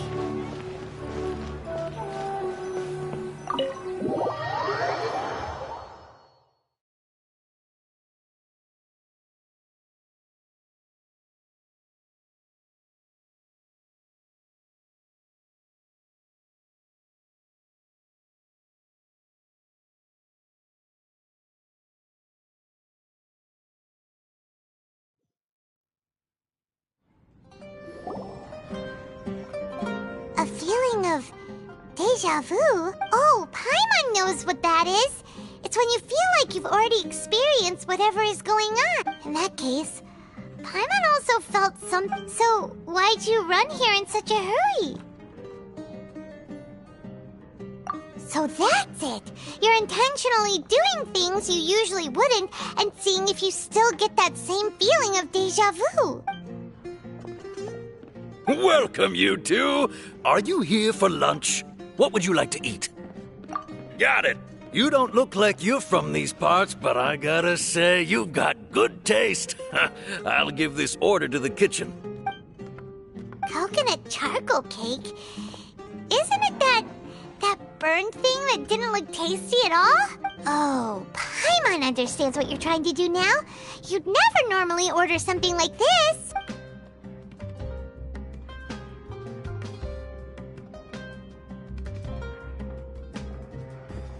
That thing? Are you really gonna eat it? Isn't this going a bit too far?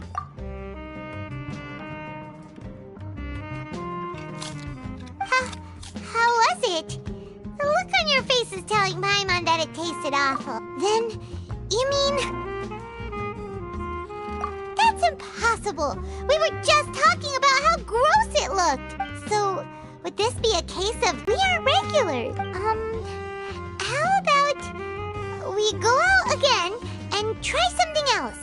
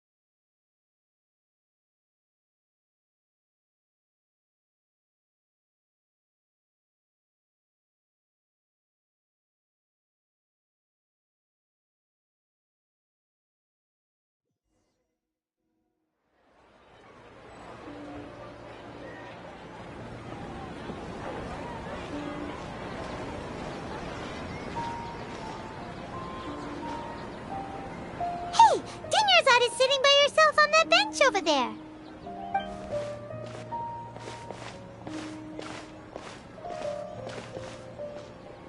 What a coincidence, Dunyarzad. We meet again. Why are you sitting here all by yourself? Oh, I ran into some kidnappers just now, but thankfully Dia came to my rescue. I started to feel unwell after that, so I sat down here. Kidnappers? Oh my goodness, are you hurt? I'm okay. Dia's arm got scratched, but it isn't serious. Whew. That's a big relief. But, Dunyarzad, you seem a little down today. It's the Sub-Zero's festival. Not at all. I've always been like this. Excessive physical exertion or strong emotions tend to aggravate my illness. Besides, no matter how amazing today may be, it is but a single day. After however many more days, my time will come to an end. Paimon doesn't quite follow you, and Paimon feels like something's really got you down right now. It really is fine. I don't mind. Huh? Did something happen? Dunyarzad, have you ever felt deja vu? You know, like when you've already experienced something that's happening right now? Deja vu? No. But my days have been the same for years now. Even if I were feeling deja vu, I suppose I would... Oh, Paimon sees. Then, is it only the two of them? It's almost time. Huh? time for what? Nilu's Dance of Sub-Zerus is about to begin. Let's go. Wonderful day.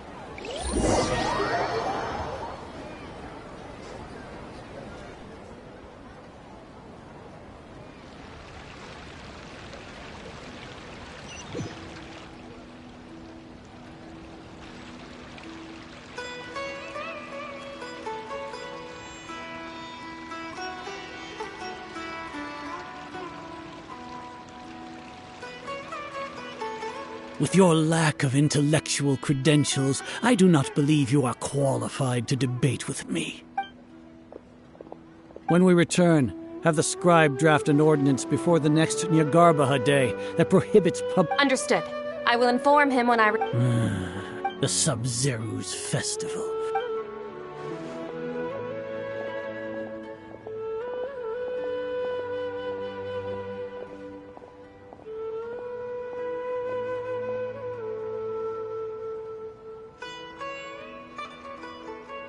Nilu, are you okay? Oh, Dunyarzad. The Grand Sage ordered us to stop. It's okay. There's nothing we can do. But you've been really looking forward to this. I don't want you to... It truly is unfortunate, but I don't want to cause trouble for anyone. Didn't the Great... True, but... Well, okay. I'll just have to try again next year.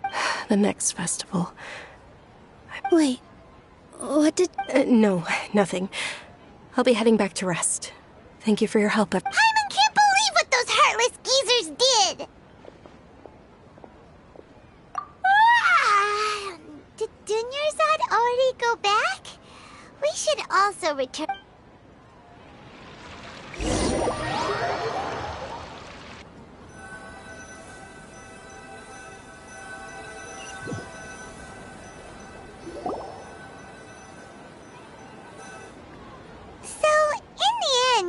You still couldn't figure out what that deja vu feeling was all about? Maybe it really was because of exhaustion.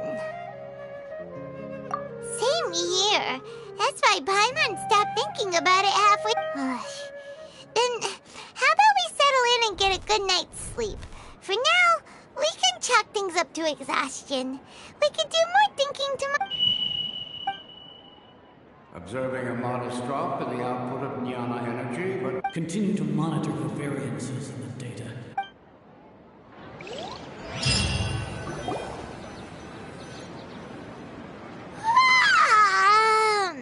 Why does Paimon feel so tired? Anyway...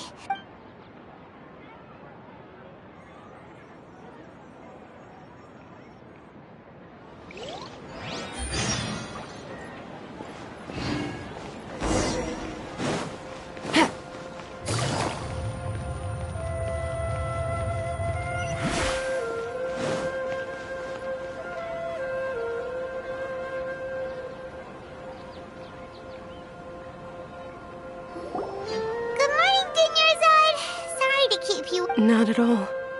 I arrived early. Huh? Paimon thinks you sound... I'm doing well. There's no need to worry. Shall we go? Great idea! Let's get going! Traveler? Hey.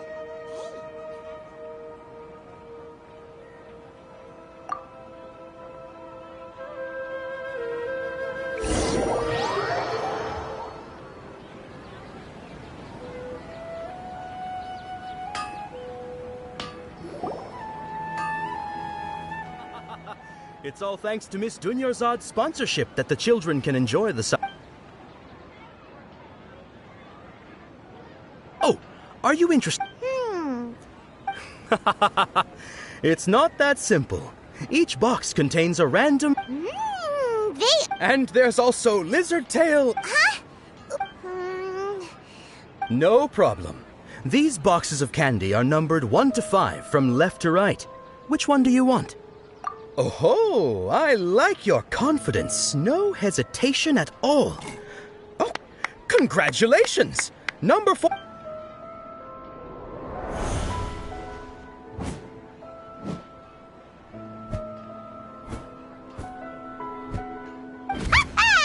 Paimon knew he always had incredible luck!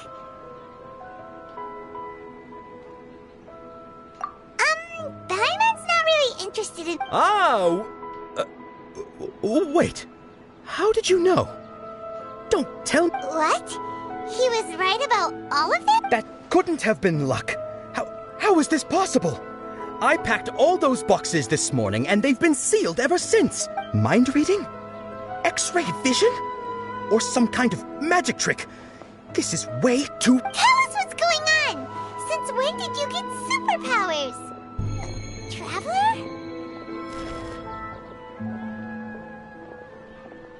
Hey, where are you going?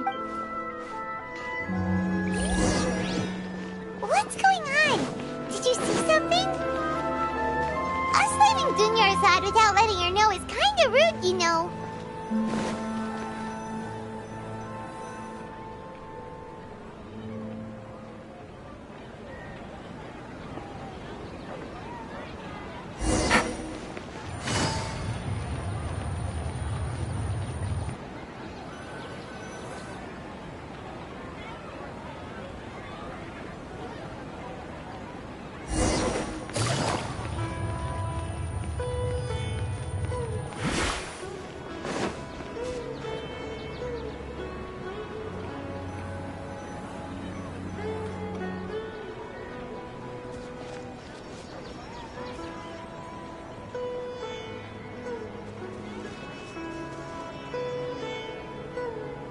What are you looking for?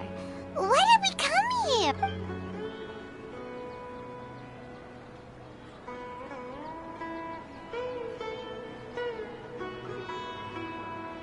Traveler?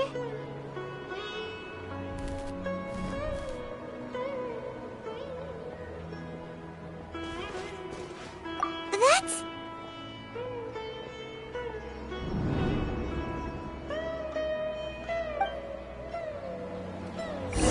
Take it easy.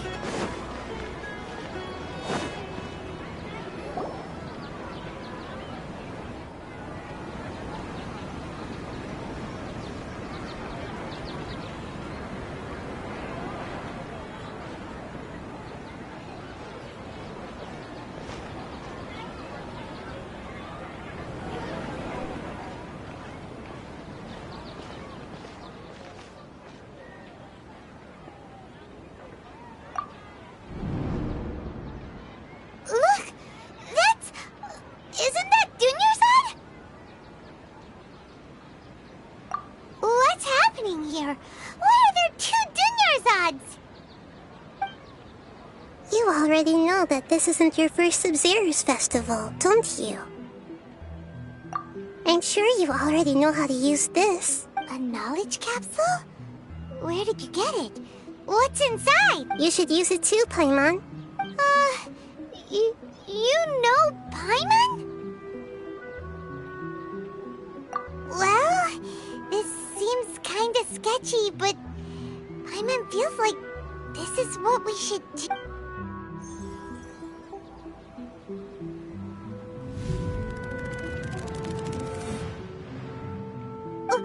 What the?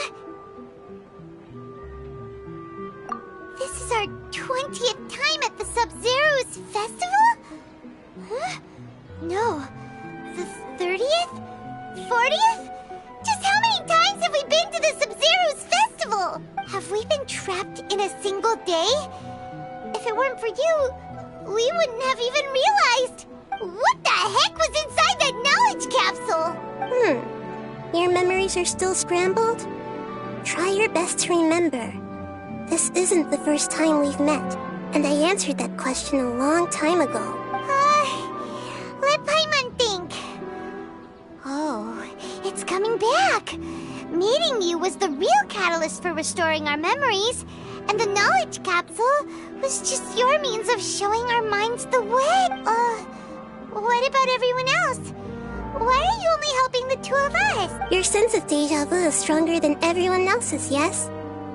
As for an explanation, you two received the blessing of Dendro, and you also have special, sensitive constitutions. It was as if a single sheet of paper was separating those memories from your consciousness. A familiar question. I think this is the 7th time you asked that. As you can see, she isn't doing well. You probably sensed it too. The Dunyarzad you were just with is different from the first Dunyarzad you met. That first Dunyarzad is in front of you right now and out your brain. Oh yeah, I'm Nahida. Good, you passed the test. What's happening? You can awaken our memories, and you seem like you know what's going on. Oh, wait, please don't tell Paimon even you don't know. Everything in this world runs in a loop. This cycle is called a samsara. You, me, and everyone else are all stuck inside a one-day samsara. As for the truth, that's on you to find out. If you were told the truth instead of discovering it yourselves, it would literally blow your minds. I don't know how you'd be after that. I can only give you surface-level help, like bits of information and subtle hints. For the rest of the time, I'll be doing all I can to slow down Dunyarzad's illness. She looks like she isn't doing well at all. Her illness gets worse after each Sub-Zero's festival. If we can break out of the samsara, I might be able to save her.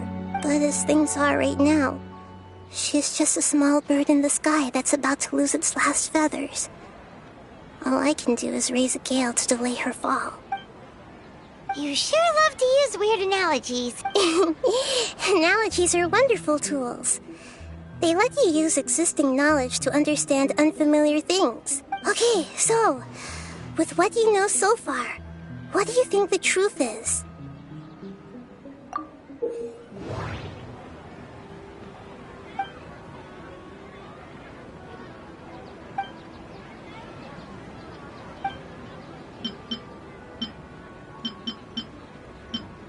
The Grand Sage said, "Go celebrate the birth of that god to your heart's content."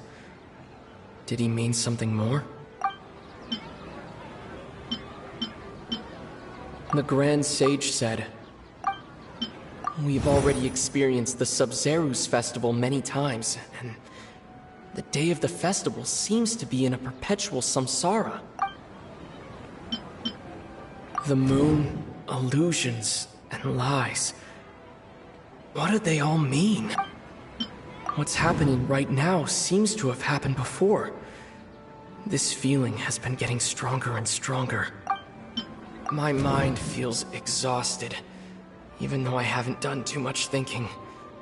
What is going on?"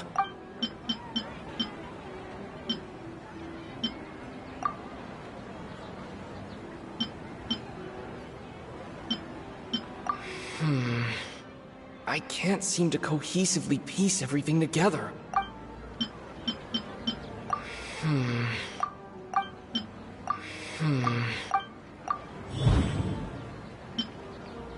That should be it. The flow of time is endlessly cycling within one single day. What's happening right now seems to have happened before. That doesn't sound right. I need to...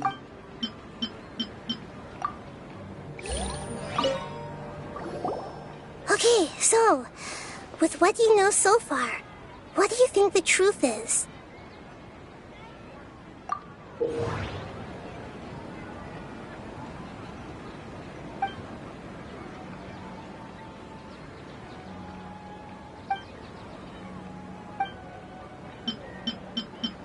My mind feels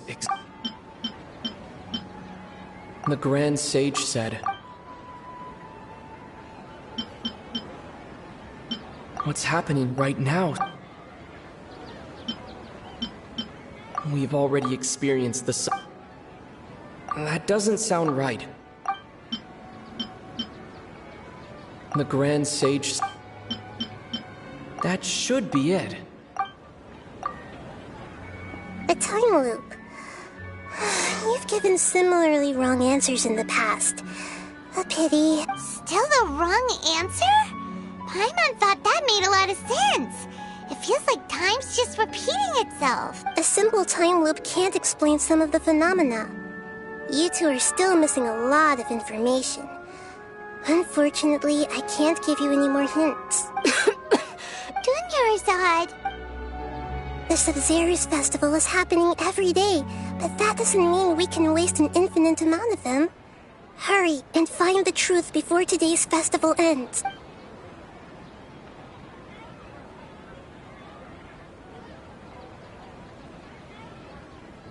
Let's think about our current situation. To save Dunyarzad, we have to escape the samsara of the Sub-Zero. And to do that, we need to figure out what's happening. The truth... Nahida rejected the idea of a time loop, so... we must have missed something, right? Paimon's memories say that we've already done this many times, but... let's go talk to people again.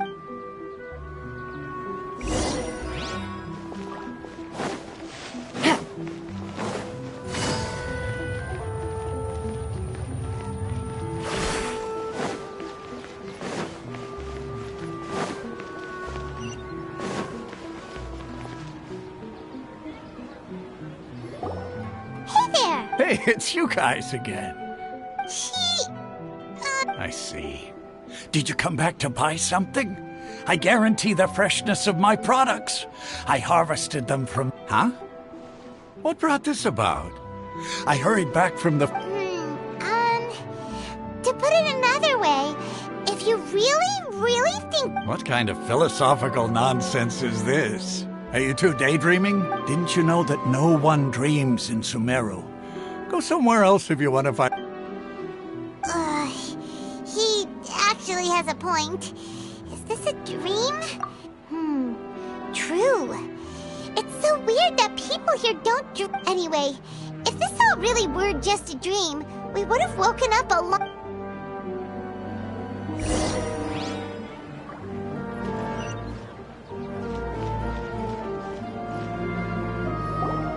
Oh, it's you two. Was my divination so accurate that you felt compelled to compliment me in person? Ooh, I knew it! I told you, the god's divination is highly accurate. You're really excited about this, huh? That's exactly why we came back. Help us better... help you better understand? So, you're admitting that you don't have a clue? Anyway, what kind of situation did you get into? Huh? Hold on a second. I thought you guys just lost your... What you just said... Are you serious? Does that... Paimon knew you weren't going to believe... Marvelous. Truly marvelous. I believe you. Recall the interpretation of your divination. The moon, illusions, and lies. It really felt like an omen. When you say it like that... the divination does sound like it's related... I believe that the Archon's revelations are never more than vague hints. Anything more specific is beyond the reach of mere mortals. The book only says, if you trust your instincts and overcome your fears, the sun will surely rise. So that's how it is. Looks like fortune-telling is just fortune-telling. We haven't made any progress. Who else can we talk to? Paimon remembers that we tried talking to her a couple of times, but she always thinks we're playing pranks on her. You think she'll brush us off again? Yeah, if we tap into Dia's strong sense of responsibility as a... At this time of day, Dia's probably just finished... Sorry.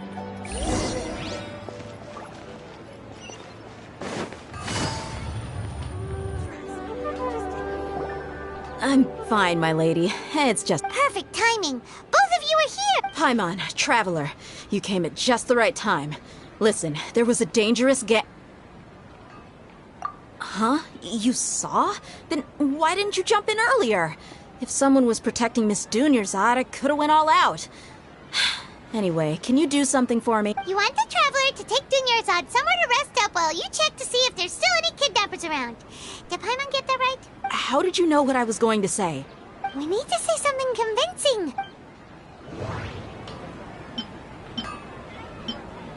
Dia sold her greatsword to raise additional funds. And then she was injured because she wasn't used to her new weapon. My mind feels exhausted. The moon... People in Sumeru don't dream. That doesn't sound right.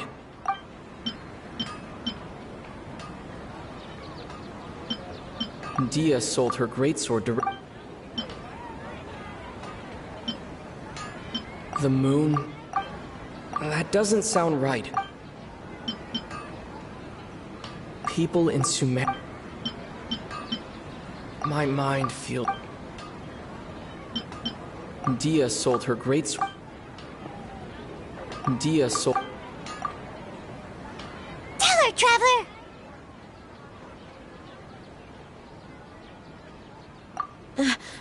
I didn't tell anyone about that. Including Miss Dunyarzad. You couldn't have known. And just now, you literally took the words right out of my mouth. What's going on? All right, so this is the situation. It's kinda hard to believe what you just told me. First, let me make something clear. Most of us desert dwellers might not be the scholarly type, but we do have basic common sense. She's quieter than usual. Uninterested in anything and really gloomy. Yeah, she isn't the same as before, but her parents said that this is how she was like at first. Huh? At first? I don't quite understand what you're all talking about. My lady, are you angry?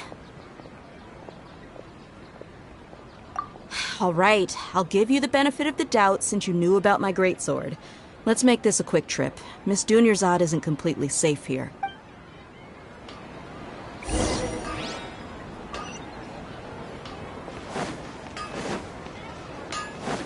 Take it easy.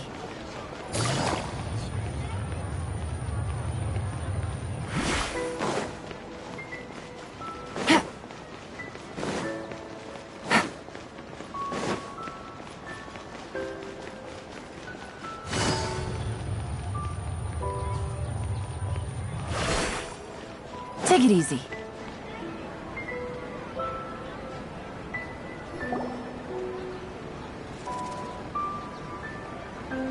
Nahida! We brought a friend!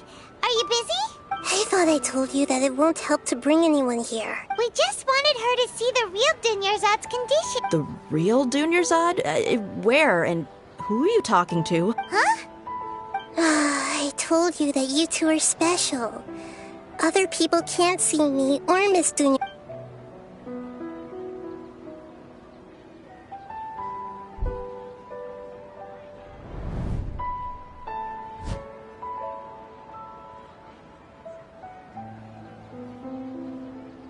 Hold on.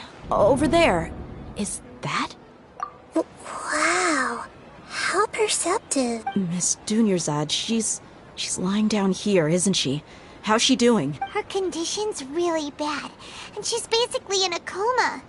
How did you know she was here? I can sense her aura.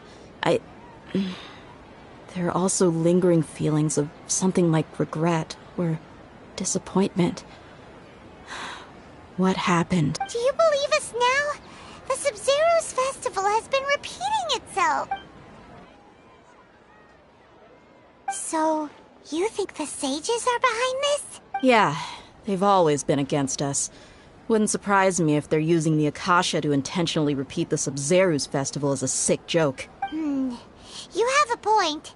Aside from the Dendro Archon, the Academia's sages are the only ones in Sumeru who could pull off something like this. Maybe there's more to the Akasha than we know. Right! Didn't you awaken our memories using something that looked like a knowledge capsule? That means you must know something about the Akasha! The Akasha relies on the power of a gnosis to operate, as it is the manifestation of the God of Wisdom's power. It compiles the wisdom of the entire populace, and it grants knowledge to the people. A gnosis could do that? No wonder the Akasha is so magical. It's being powered by the gnosis of Sumeru's Archon. So, this Nahida you mentioned, what did she say? She said of wisdom's power. It compiles the wisdom of the entire populace and it grants knowledge to the people. Compiles the wisdom of the entire populace and grants knowledge to the people. Wait. I get the grants knowledge part. That's what people have always used the Akasha for. But compiling the entire populace's wisdom? How does that work? Did she mean that the sages enter new knowledge into the Akasha? Oh, yeah. That sounds about right. What do you think?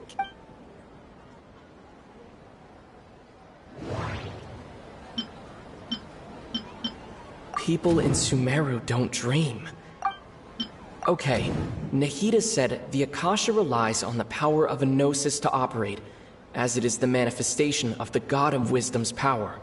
It compiles the wisdom of the entire populace, and it grants knowledge to the people. That doesn't sound right. My mind feels... What's happening right now seems to have happened... That doesn't sound right. People in Sumeru... My mind feels... You mean the Akasha is causing our mental fatigue? Huh. Now that I think about it, my head's been feeling unusually heavy. When the desert dwellers set off on their quest for knowledge, a sage once said, knowledge always comes at a price. Compiling the entire country's knowledge. You think the Akasha pulled a 180 and is extracting information from us? Who knows? The Akasha can put knowledge into our heads, so who's to say that it can't also poke around in there? We don't know any specifics. What's the point of doing something like that? Just think about it. If you could combine the knowledge of every single person in Sumeru, then you can basically turn Sumeru City into a single massive brain. This hive mind could make breakthroughs in problems that even the smartest geniuses can't crack. An excellent deduction. And the analogy comparing Sumeru City to a massive brain? I love it. In that case, we should take off our Akasha terminals right away. Maybe that'll solve this problem. Yeah, I was only wearing this for show in the first place. Didn't expect the sages to cook up such a conspiracy. Mark my words, when this is over, I'm getting evidence and exposing this whole thing to the public. How does everyone feel? Huh? What is it? Oh, that! Paimon knows what you're talking about. It's a single soft beep that sounds like it's coming from the Akasha terminal. The sound of a beep. Could it be a prompt tone for when the Akasha is operating? That's probably an important clue. We weren't using our terminals, but we heard a beep anyway. Traveler, did you hear that? I heard it too. Our ears aren't messing with us. There was definitely a beep, but it sounded like it was coming from inside my head. We took off our Akasha terminals.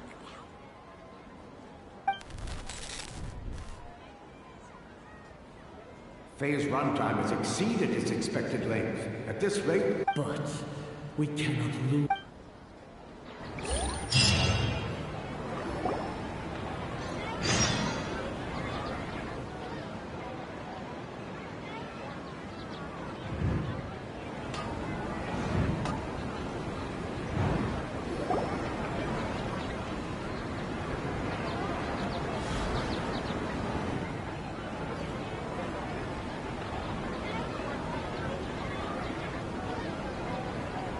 Paimon remembers everything!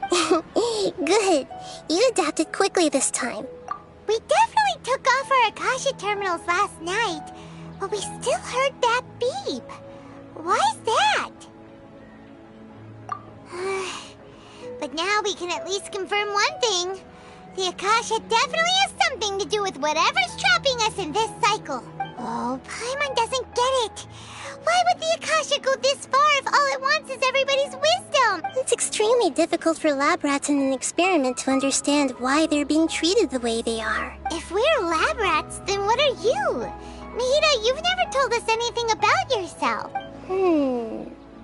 I guess I'm the moon. The moon? Wasn't that the result of our divination? Anyway, knowing who I am won't help you get closer to the truth, so you should focus on other things. Don't get distracted and miss any clues. Okay then. Dia helped us a lot yesterday, so let's go find her.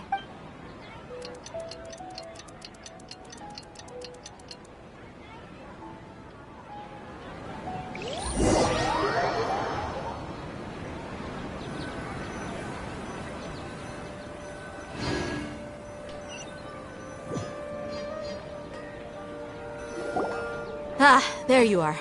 I've already taken care of those kidnappers. My lady, did you get hurt? Dia! What's wrong? Why are you both gawking at me like that? You didn't get hurt this time! Huh? What do you mean this time? Why are you so surprised that I managed to get out unscathed? Those kids were amateurs. Shh! How did you know about my greatsword? I haven't told anyone about it.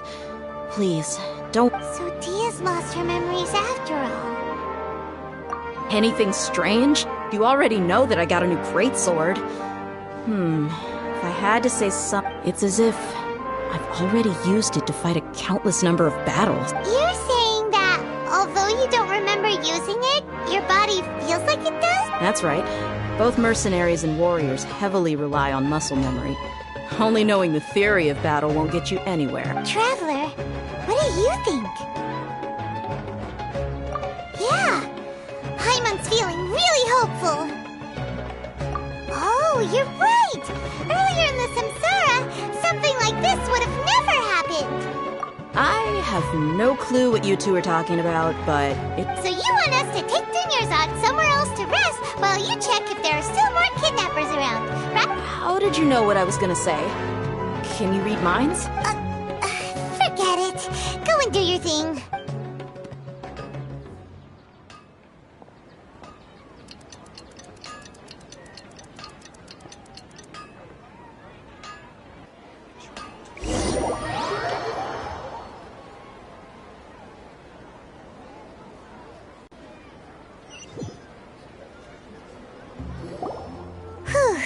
It's finally nighttime. Aside from Dia not getting injured, everything seems to have stayed the same. Listen, Nahida, we found out that Dia got out just fine today, even though she got injured every other time she fought the kidnappers. Do you think the Samsara has been broken? Have we saved Dunyarzad? Really? Good job on all that progress. Get some good sleep tonight. Hey, what kind of an answer is that? Tomorrow will come. Everyone assumes this is common knowledge, but the only way you can know that for sure is if you experience tomorrow. How many todays has it been? Is it possible that today will be followed by yesterday? Does tomorrow truly exist as anything beyond a made-up concept? It's even possible that this entire world is a lie, and the history of the whole world has just been one endless Sub-Zero's festival. Okay, no more. Paimon's brain is already shut down.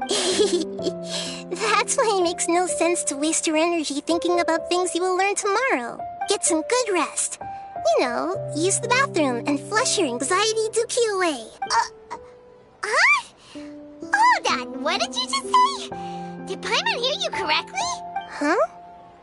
People always say they feel a sense of relief after they take a duk-duk. That's why I suggested you could try that. Is that so strange? It's so strange and so against common sense that Paimon's at a loss for words. You were sounding kind of smart just a minute ago. Yeah, even though it's happy and lively at the Sub-Zero's festival every day, it feels like it's been a long time since we've really gotten to relax. Let's go back to our room. Continue the harvest. Compared to what we stand...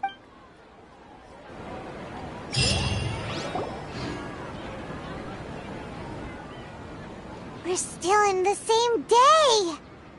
Nahida, you already knew last night that we didn't break out of the Samsara?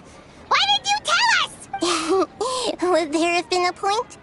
You would have spent the night with new worries, with tomorrow still out of reach. In that case, you might as well rest within that brief moment of hope. An opportunity like that doesn't come by often, and I thought it might help you clear your mind. Paimon thought the Duke did that! Whatever. Guess you were looking out for us after all. Of course. In the time we've been together, you two have been everything to me. Paimon's flattered and everything, but maybe you're taking things a little fast.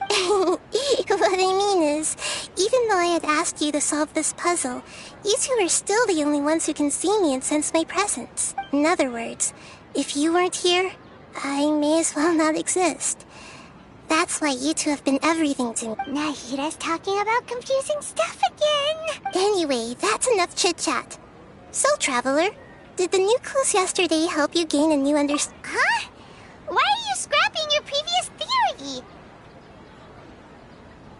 Oh, yeah, you're right.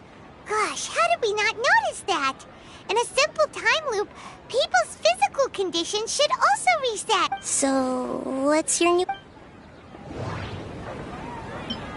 Mercenaries rely heavily on muscle memory, and Dia was able to use her experiences to avoid injury in later samsara cycles.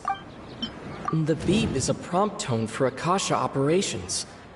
We still hear it every night, even though we removed our Akasha terminals. That doesn't sound right. Okay, Nahida said the Akasha relies on the power of a gnosis to operate, as it is the manifestation of the God of Wisdom's power. It compiles the wisdom of the entire populace, and it grants knowledge to the people.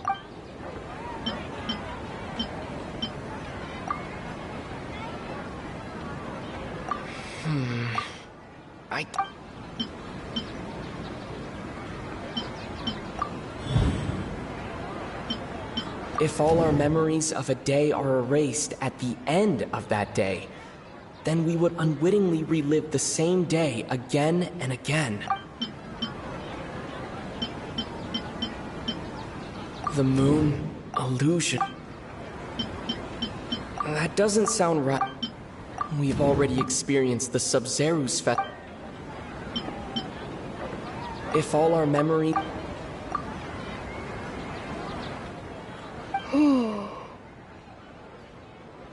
Oh! Then the beep we hear every night could just be indicating the deletion of our memories. That's why when we wake up, everyone thinks the Sub-Zeru's festival hasn't happened yet. It's already the next day, but muscle memory can't be erased. That's why Dia has been getting better at using her greatsword. Now everything makes sense. A brilliant deduction. Nahida, tell us if we're right or wrong. To put it simply, it's as if you've mistaken a pyro crystal fly for a firefly in the night. You lost sight of its true nature because you focused too much on your perception that it glows. That isn't simple at all! Why don't you go talk to Miss Dia again? You might learn something new. Right! She did help us find our latest clue after all. Let's go! We don't have many more festivals to...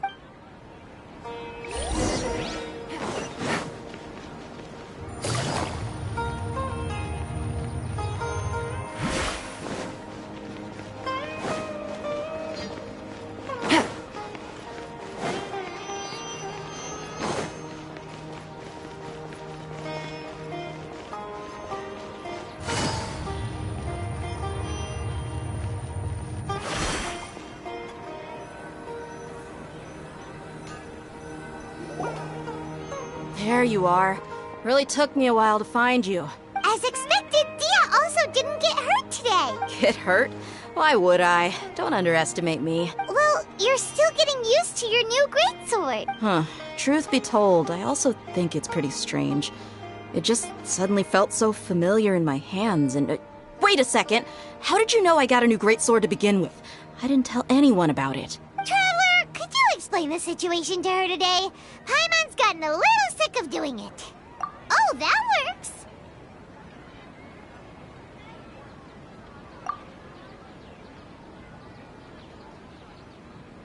What happened to you guys while I was gone? Did you get brainwashed by some cult? Don't think too hard about... Brain just doesn't remember it? Yes, your memory's being erased every day. Then I'd have to disagree. That's impossible. Oh? Why do you think that? If we've actually been reliving the Sub-Zeru's festival day after day, then what happened to the things we used? The money we spent, the food we ate? Common sense says my wallet should have emptied itself a long time ago. There's no way I wouldn't have... Right! They could use the Akasha to record what everyone did that day, and then use the city's resources to replenish everything! It's not very likely, but it's also not impossible. No, it is impossible. I've got proof. You have proof? You two are surprisingly serious about this nonsensical discussion. Fine, I'll play along for a little longer. Come with me, Miss Dunyarzad. Please come along as well. I still can't guarantee that this area...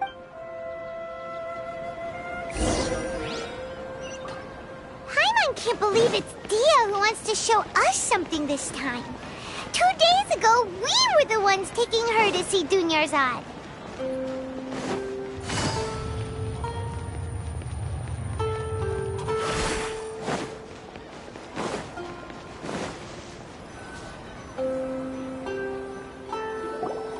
This is it. Huh? This is a wooden training dummy. What about it? See those marks on the dummy? Those are the result of several days' worth of... Let's say the sages didn't replace it every day. Shouldn't it be hacked to pieces by now? That's true, but what if they did? Then the sages would have had to reproduce every mark I left during previous training sessions. I'm a professional fighter.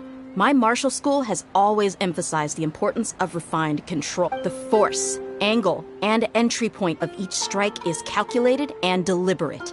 That's why I remember every mark on the dummy, as well as my state of mind as I made each. It's just as they say. Each swordsman has their own unique style, and even the same swordsman can't make the same cut twice. It would be impossible to copy these marks. Is it really impossible?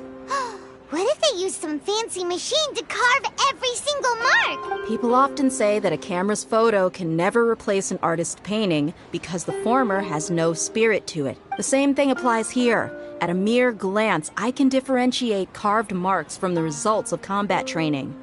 Whew, I hope that cleared things up for you. Hey, is this that new brain-exercise game that's been super popular with the scholars lately? It's surprisingly fun. Anyway, it's getting late. I should escort Miss Dunyarzad to Nilu's stage. See you later. Well, back to square one. As I remember... But at least we've reached... Yep, that's true. So, can we think of any new... Strange? Paimon feels like everything's been strange. Huh? Leaving the city? You're right!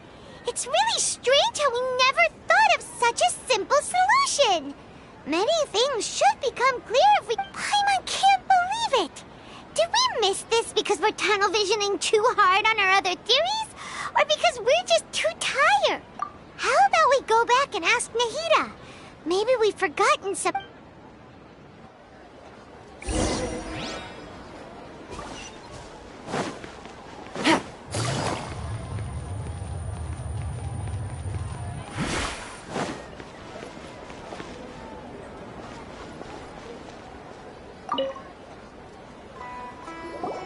Nahida, we're back! You're back early today. Did you find something new? Sort of. We're mostly sure now that we're not in a time loop. And we also aren't in the real world. But at the same time, we have a new question. Leaving the city. As far as I remember, you've mentioned your plans to do that twice before. We did? But we don't remember anything. What happened after we talked about those plans? What did we say when we got back? Let me think. I don't think you ever actually told me what the outcome was. Oh, it's probably more accurate to say that both times you never came back the whole night. But you two sometimes stay out the entire night anyway, so at the time, I didn't think too much about it. It is true that sometimes we lose track of time during our investigations. Before we know it, it'll already be the next day. But still, neither of us remember anything about leaving town. Really? That's kinda strange. In theory, I should have already awakened all your memories. Yep. Something here's definitely fishy. Let's get to the bottom of this tomorrow.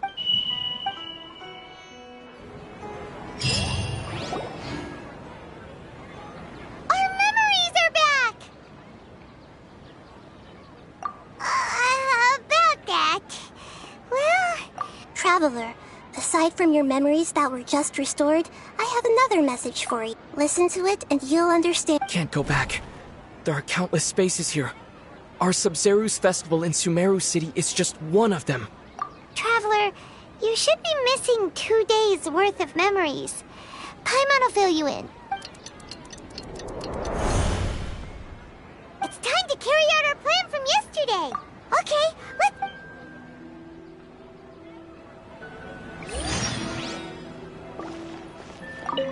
We don't have many more festivals.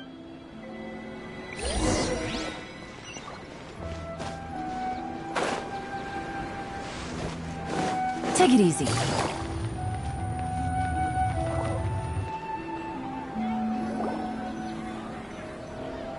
Why can't we leave the city? What is the academia up to now? Don't ask me. It's not like I can tell you anything. This is a direct order from the I have a real emergency. My goods have already arrived. That's your problem. Make sure you make a request in it. But it's not like you can just predict business matters in advance. It looks like the Academia already announced the lockdown for Sumeru City today. How Let's go and question them. Hello, sir. Why can't we... Here we go again. Don't ask. We just received an order that no one is allowed to enter or exit Sumeru today. Angering me won't get you anywhere. If I had that kind of insider info... It looks like he really doesn't know. If we can't get anything out of him, let's take matters into our own hands. Why don't we... This is a good spot, and the guard hasn't noticed us at all. Huh? Why? Are you going... But... What if things get really weird out there and you get into... Oh... Paimon knows that Paimon can't do much, but... We've always been... Okay... Paimon, promise Paimon that you'll come back as soon as possible. Just a quick look. And please...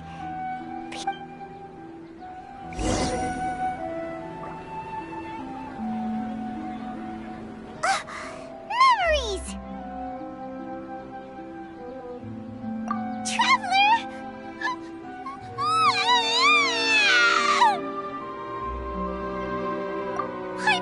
Paimon would never see you again! Paimon waited for you for hours and hours at the city wall and you never came back! You promised Paimon that you were only taking a... Paimon, calm down. He's here now. I don't think he understood what you were saying. Paimon doesn't care! Paimon wanted to go look for you, but you also said that Paimon should stay! Paimon was so worried and so scared the entire day!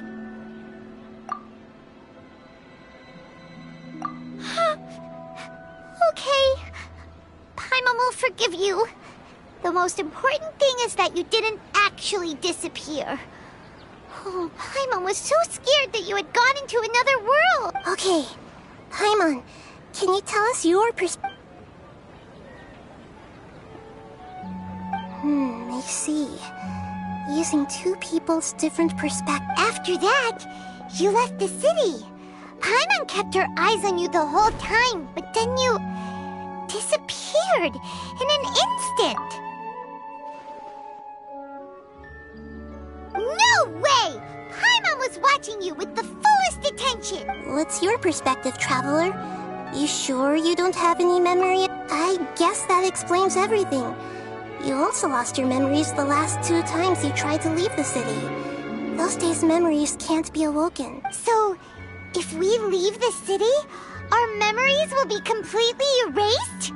It really sounds like something big outside of the city is being hidden on purpose. But this way, we'll also never discover what's outside. Something like a message? But how can we say... Don't look at me like that. I'm not used to being stared at.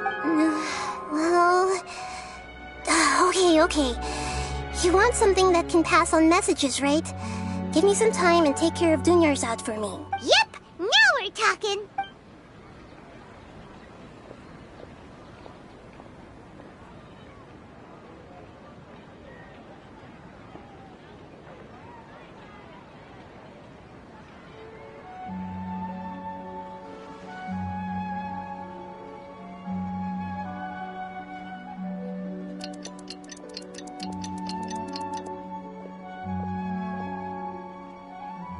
I'm done. Here you go. What? Isn't this just an Akasha turn? I made some little changes. A Akasha terminals are already capable of sending messages. I just tweaked it so that it could connect to any node. To make something like this? Nahida, you really know the... Yep. I'll help you save the messages. It should be pretty easy to use. I just can't guarantee the user's status and signal coverage when they're outside the city. We'll never know until we try. At least we're taking the initiative now. Let's go then. Let's expose those sages. All right. Paimon isn't as worried about... Okay. See you tomorrow, traveler. That covers everything that's happened so far. Yes. Although the signal was choppy and had some interference, we still managed to receive 2 messages from you when you were outside. Okay, now that you understand what's going on, let's hear the messages together.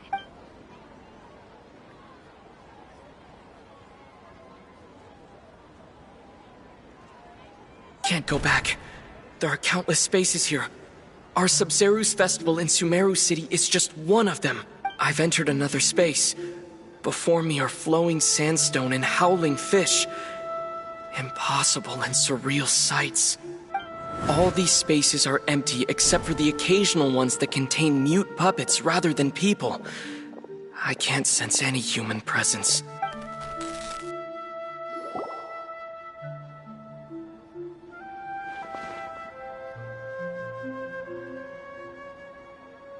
That's one heck of an info dump. It sounds like you left the Sumeru City space when you set foot outside of the walls. But everything looked completely normal when Paimon was looking out from the inside. That's unbelievable. And if we take your word for it, the other spaces all had very weird contents. There's another part here. We only received it last night. These spaces have been disappearing one after the other, absorbed by something like a sun in the sky. And now, even the final space has also disappeared. Behind me, a lot of spaces just appeared again from thin air. I get it now! Those spaces are actually...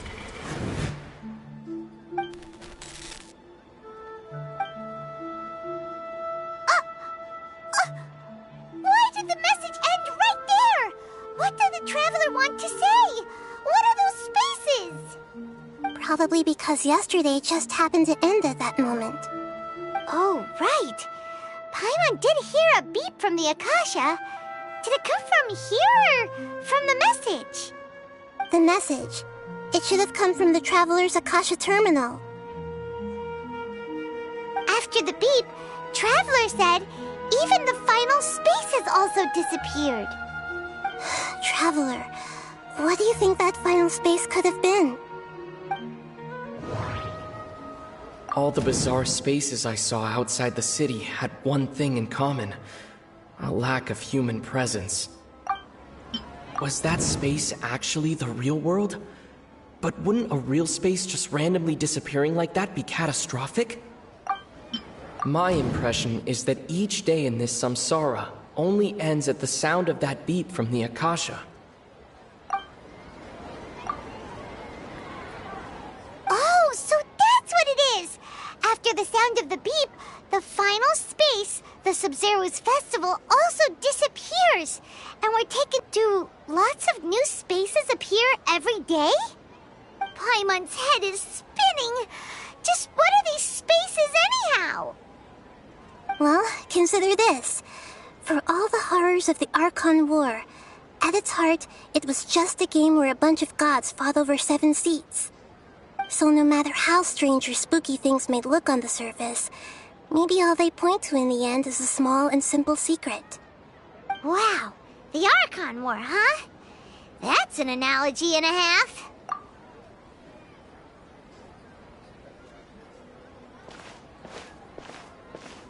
Hey, where are you going?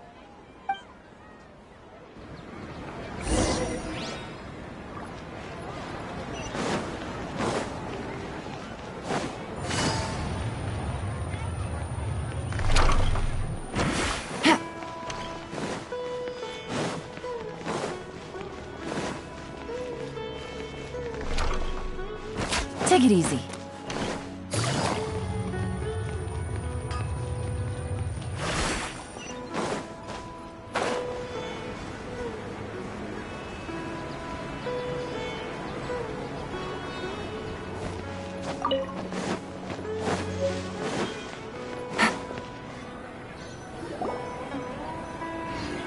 Do you want some alone time to think?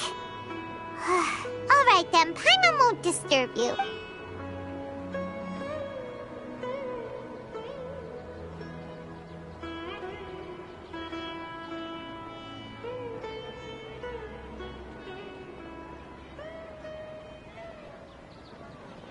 The dance of Sub-Zeros is about to begin.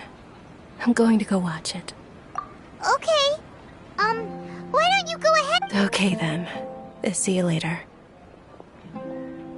Have you figured it out yet, Traveler? Time is ticking away! Awesome! What is it? Paimon wants to know! Oh, wait, no. Let's meet up with Nahida first. You can tell us both together. This time, we're gonna get...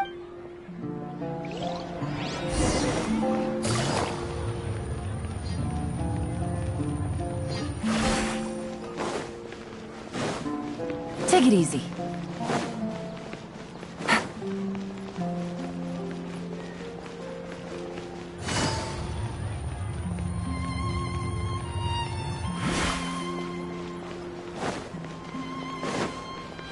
Take it easy.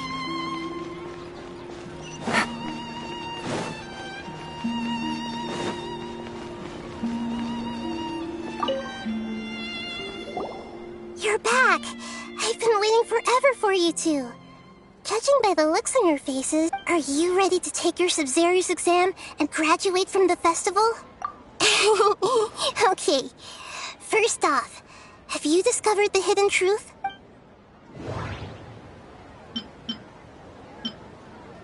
People in Sumeru don't dream.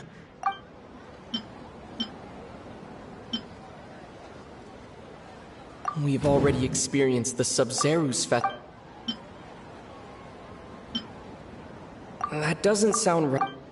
Okay, Nahida said the all the bizarre spaces I saw outside the city had one thing in common. Those spaces remind me of... dreams. Like the one I had in the Avidia Forest. Except these have no sign of human presence. That doesn't sound... The moon... illusions...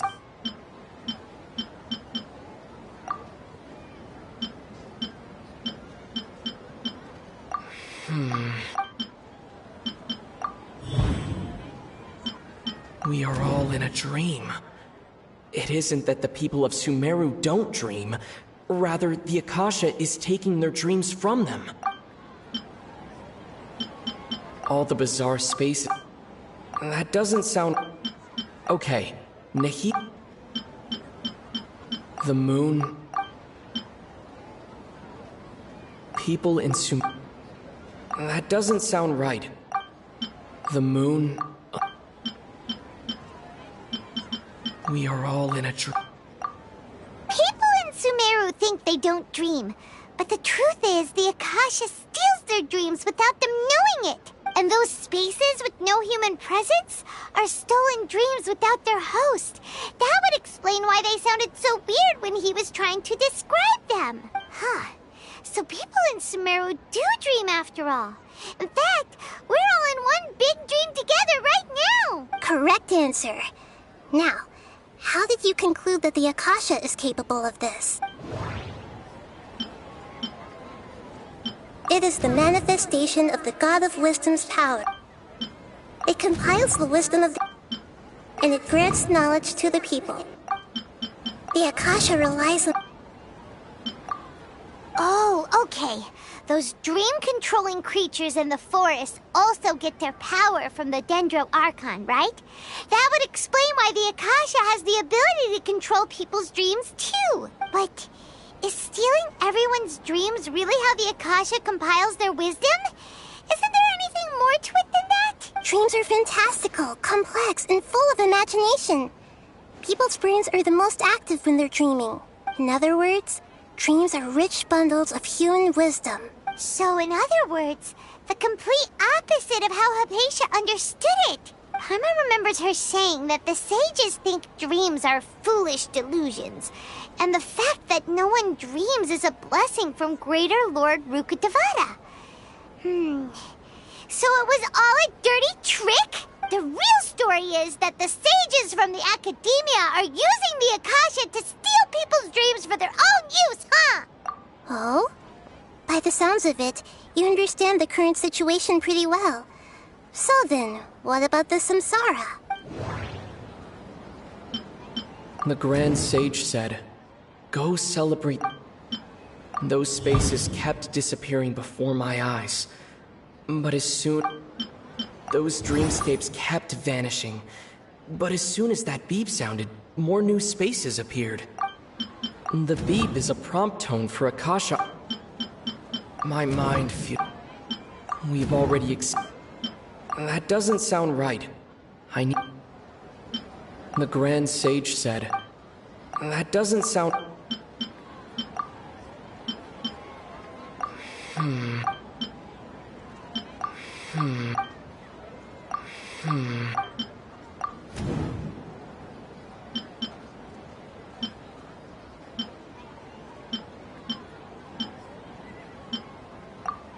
Correct.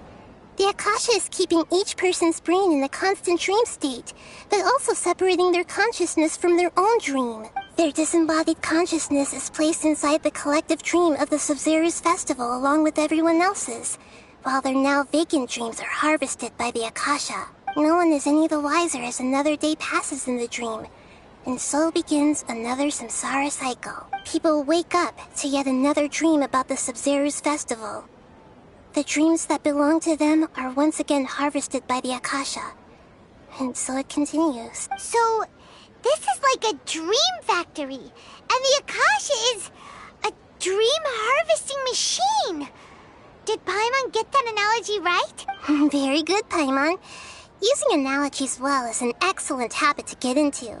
Okay, so that beep we keep hearing is actually from our real-life Akasha terminals.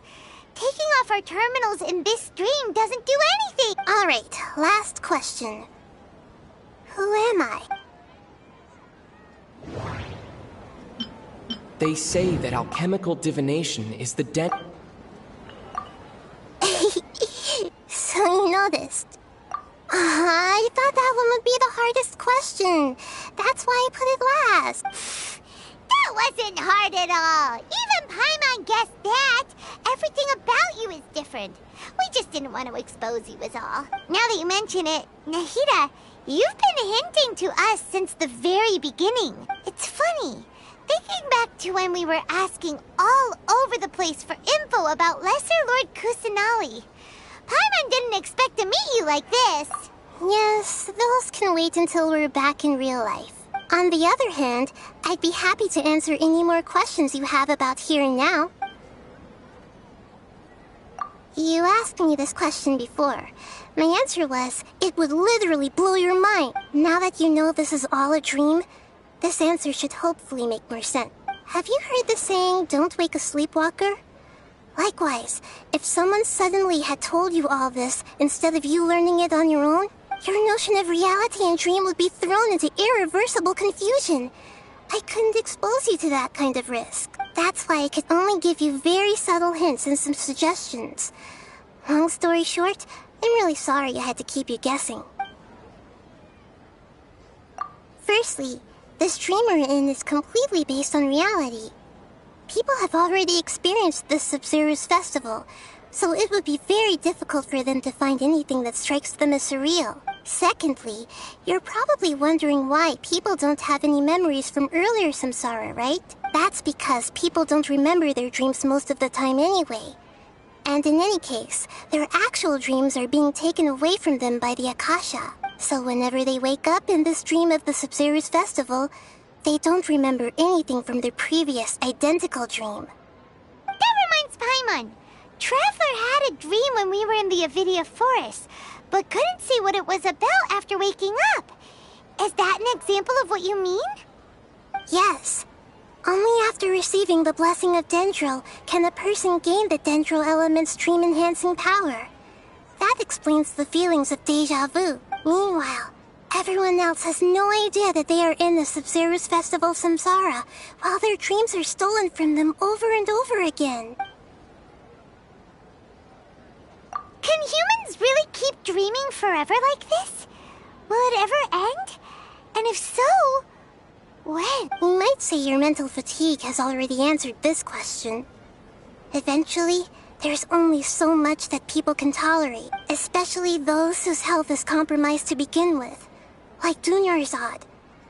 This relentless exploitation takes an even harder toll on them. People's lives are at stake here, and nobody knows a thing! We've got to put a stop to this! I know, right? Why did they have to base this dream on my birthday? Could it really just be a coincidence? Even you don't know the reason? Wow, now that's strange. The Academia sages are determined to harvest lots of dreams in a short time, no matter the cost. They have to be up to no good. Unfortunately, I don't know anything about it. Traveler, do you have any information? The Grand Sage... Okay, Nahida... Those spaces... That doesn't sound right. Okay, the Grand Sage... Celebrate the birth of that god? Could it mean... deceiving the people of Sumeru with no regard for their safety? No matter what they're trying to do, this is unforgivable. After we end the Sub-Zero's Festival Samsara, we have to look into them. How can the sages of the Academia do this behind their Archon's back? This is ridiculous! In the end, I'm just the moon. The real sun is long gone. A sun and a moon? Nahida's talking in riddles again. Oh, we're out of time today! I'll tell you how to break free of the Samsara tomorrow. See you then.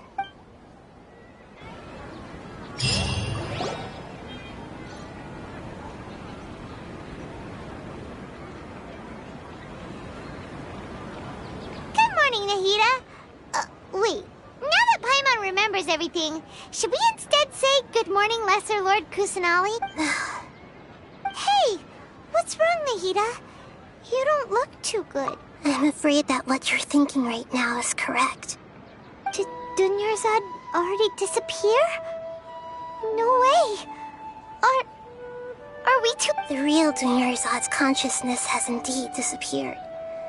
It can no longer endure the constant dream harvesting. Paimon can't believe it. Wait, so what about that other Dunyarzad? Just what is she? Is she also going to disappear? She's actually something like a puppet, but not completely. The real Dunyarzad's consciousness could no longer keep playing her role in this dream, so another Dunyarzad appeared to replace her in the dream. Just like the grass and the trees. But personality-wise, she's nothing like the real Dunyarzad. Puppets are stiff, and can't copy a living person's vitality. After all, they're just there as filler. You know, speaking of which, the old Dunyarzad might not have been too different from a puppet. Dunyarzad truly believed that she met you within her consciousness, and it was you who inspired her. So you do remember her after all. Yes. Back then, her family was overly protective of her. No one cared about her personality. I just gave her a little wisdom so she could look at life in a new way. So that she could be her own person. But even so, she's still far from it. I'm still a long way off from being a real Archon. I couldn't even save her. If I were a competent Archon, I wouldn't have let my most faithful follower die at the Sub-Zero's Festival with so many regrets. Please don't beat yourself up over it, Nahida. It's the sage's fault, and theirs alone. I'm not beating myself up. All I did was to rationally observe the distance between myself and a real Archon. Don't be like that, Nahida. Even real Archons are still allowed to be sad. to prevent more tragedies like this. We must end the samsara as soon as possible. Great, but how do we do that? Although the Sub-Zero's festival dream is under the Akasha's control, only humans can dream. Even the Akasha is unable to create them. That means this dream belongs to a host who created it. Huh? So, how should we find that person? Well, if this is someone's dream, then everything here must come from deep within their consciousness. Which means, with the power of imagination, they can change anything in this dream. Imagination? What do you mean by that? Imagination means breaking through what you perceive as normal. Like when the server at a tavern brings a plate to you, you'd naturally assume that food is on it. However, if you're the dream's host and you Gold and Mora. But right now, our host is unaware that this is a dream. No matter how many times they're served, find some way to make that person realize that they're dreaming. Usually, once that happens, the person will wake up and the dream samsara will be broken. How are we going to find them, though? If it could be anyone, it'd be like looking for a needle in a haystack. And even if we did find them, how are we supposed to make them realize they're dreaming? After all, like you said, don't wake a sleepwalker. It's extremely difficult, yes. But the only ones who can do it are you two. Remember, everything you've achieved up to this point has all been for the sake of finding the host and ending the samsara. As for me, during this time, I'll... Out of town? Are you going to that place full of dreams where the traveler went? Yes. I want to try something. There must still be a small... Hurry and go. Dreams are supposed to be fantastical, romantic, and full of pleasant surprises. Unnecessary things like this samsara need to end. Paimon's still a little upset that we've come this far. She was such a good person, with such a simple wish. Yeah, saving Dunyarzad is what kept us going this... But we mustn't lose hope, Traveler. Dunyarzad would definitely want to see us save everyone else. So let's break the samsara for her. Paimon's wondering, do you think the sages would get one of their own to be the host of this stream? Feels like it would be easy. Huh. That's true. Plus, the sages probably weren't counting on there being other factors beyond their control. So, who do you think the host of the dream is? Oh, that would make sense. Ferris, the Knight of Flower. Let's go ask him some...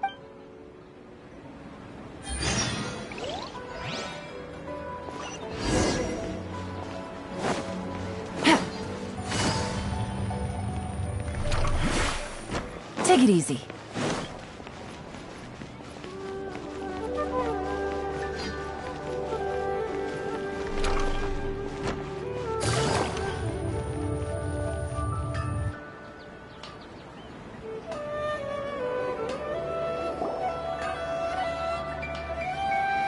You're back.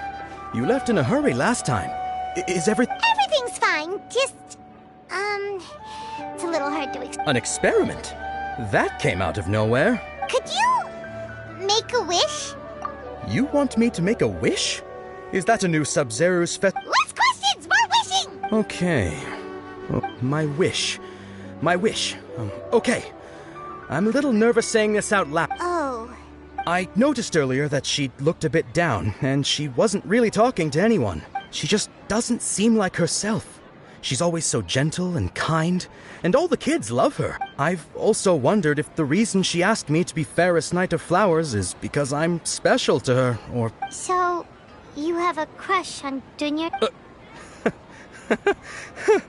Oh, is it that? When she placed the hat of the Knight of Flowers onto my head, she said to me, I want everyone to have a happy Sub-Zero's festival. What she didn't realize was that I'm not that interested in how everyone else feels.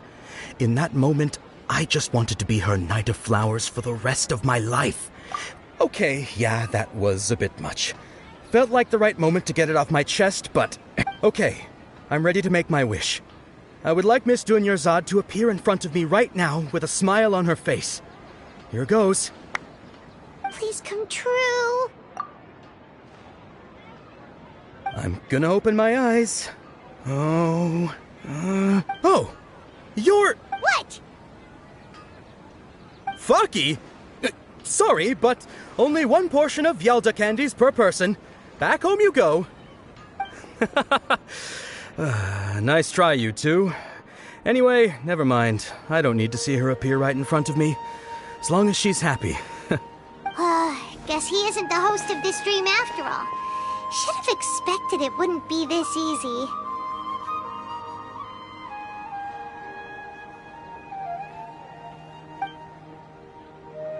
It seems like everyone who knows Dunyarzad loves her. But no... My lady, step back. That sounds like Dia! Oh, right. This is when Dunyarzad bumps into the... Huh? But Dia can handle them! Hey, Traveler!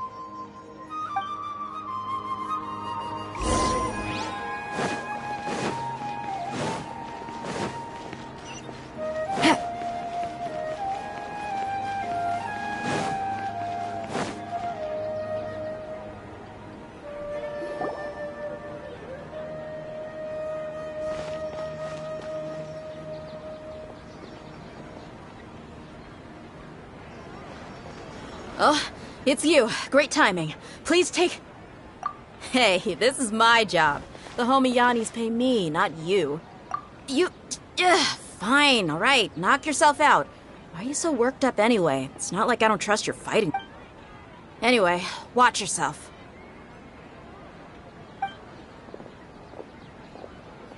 So you got yourself some backup.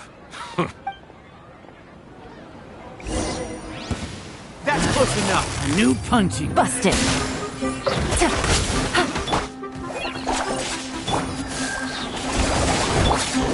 Hold the line. Gotcha. Need more.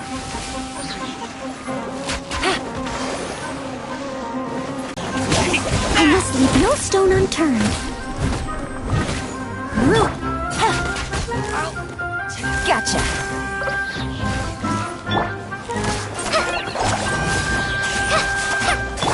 Allow me.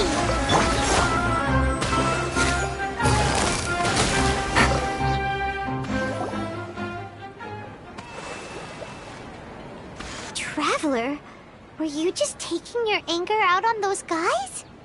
You and Nahida both. Dunyarzad wouldn't want to see you two like this. Oh, and speaking of her, Paimon just remembered something. Remember how during the first Sub-Zero's festival, before the Samsara started, we came here with Dunyarzad because she wanted to pick... She said it was because she had forgotten something. Okay, so Paimon's memory is working so far.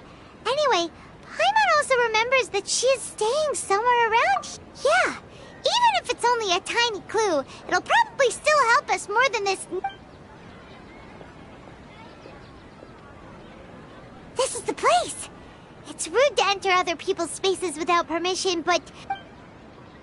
Hey! The windows are unlocked! Okay. Paimon's gonna take a peek in...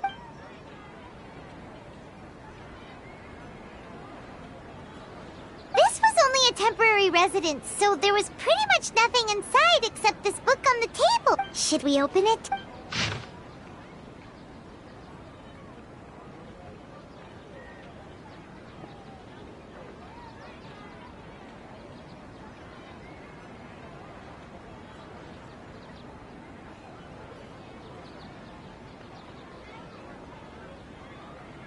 Wow.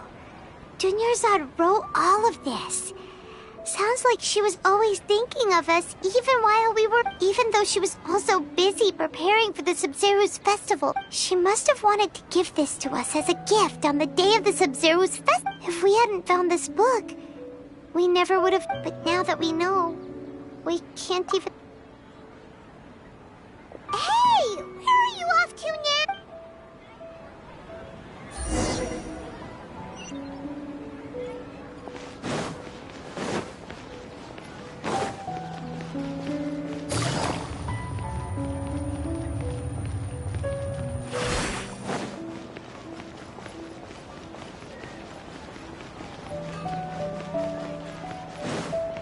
Take it easy.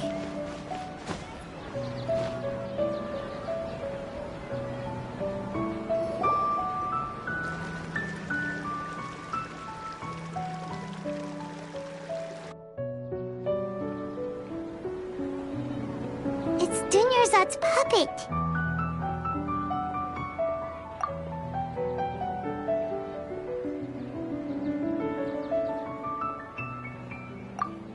Traveler? You must be exhausted. Come to think of it, we've been stuck in this place for a really, really long time. Heck, even the last time we were chatting happily with Dunyarzad feels like an eternity ago.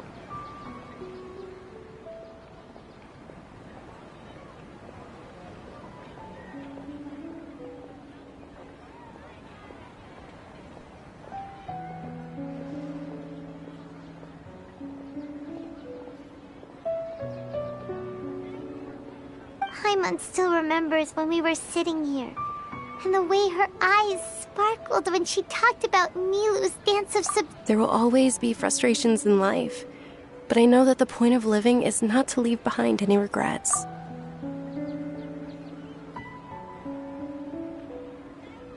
That was what the real Dunyarzad said, wasn't it? Does that mean... Yes, Traveler. What is it? Oh, so she's still just a puppet. But just now, what? Where are we going this time?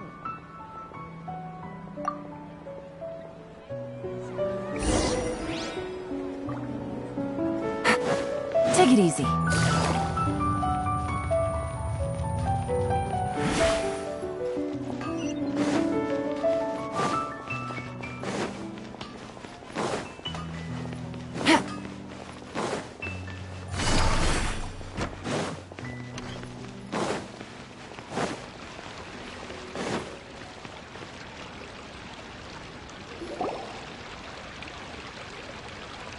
If you continue to resist, we will have to order an investigation. The Grand Sage has already granted you much leniency. How did they...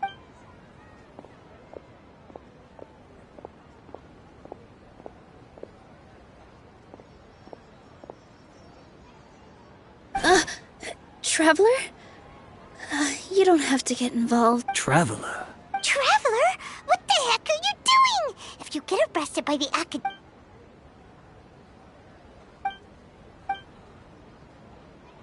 Wait, they're not reacting. Have they been scared? Oh, of course! If this is the Sage's plan, they wouldn't put themselves through this. So they're just substitutes. What is this? What happened to the Grand Sage and his entourage?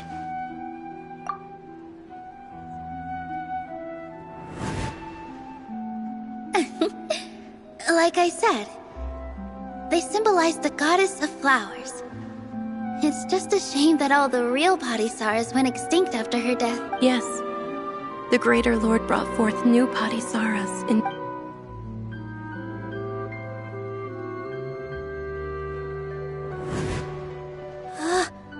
That beautiful shade of purple. Aren't these flowers real Padisaras? Just like the ones from the legend? I didn't even notice. Dunyarzad, did you find these? But didn't you just say all the real flowers went extinct after the goddess of flowers passed away? So, Al? Yeah. What's going on here? Huh? You guys are acting weird.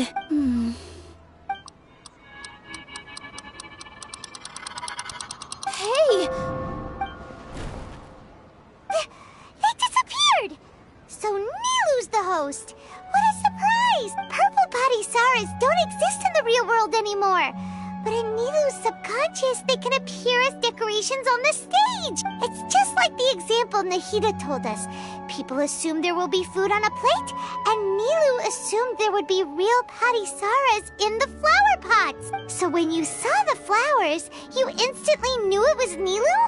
But if we want to end the samsara, we need the host to become aware that they're dreaming. How should we make Nilu realize that? Am I dreaming? Huh? So I'm right. Is this Lesser Lord Kusanali responding to our celebration of the Sabzeruz festival? Wrong guess, but you aren't completely wrong either. The point is, what made you think? As far as you know, people in Sumeru don't dream, right? Yeah, but have you heard the tale of the first sage? To prevent a calamity, he went on a journey to find the Dendro Archon. Ooh, sounds familiar. Dunyarzad told us a story like that when we first arrived in Sumeru City.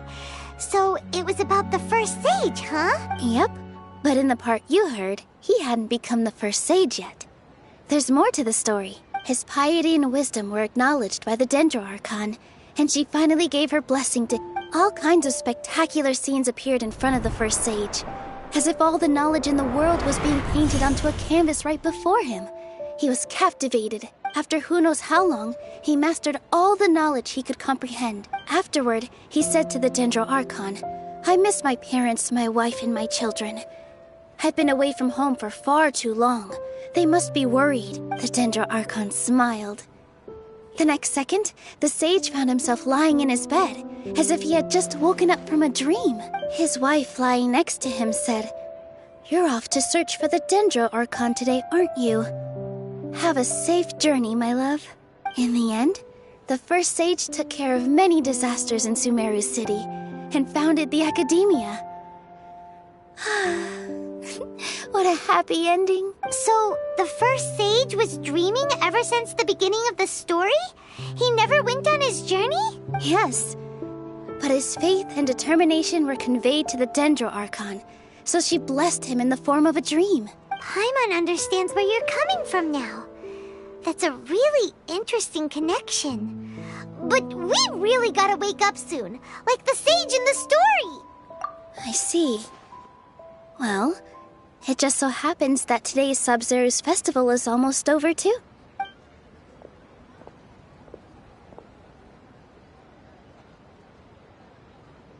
Since we're in a dream, let's make this final dance of Sub-Zero's as beautiful as we can.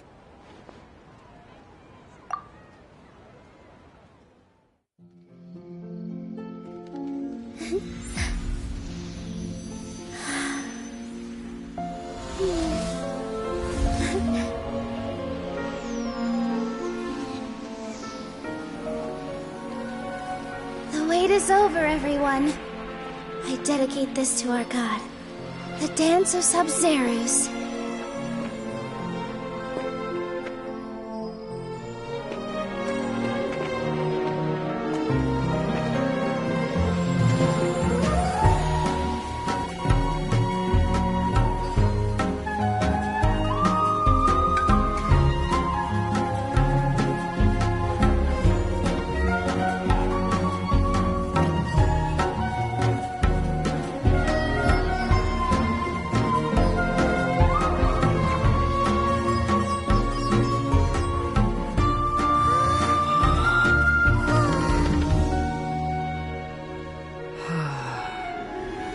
I'd be lying if I said I had no regrets. I would have loved to see Nilou's dance.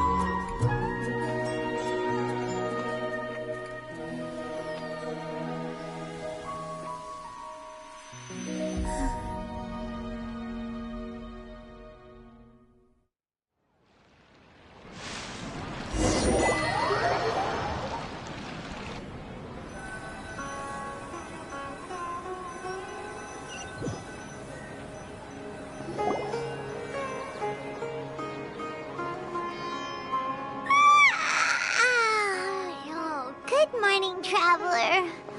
Oh, Paimon feels like she's been asleep for the longest time. Paimon's head feels super heavy. Paimon thinks it was after the Sub-Zero... The Sub-Zero's festival! Have we finally escaped from the Sub-Zero Samsara? Quick! Take off your Akasha terminal!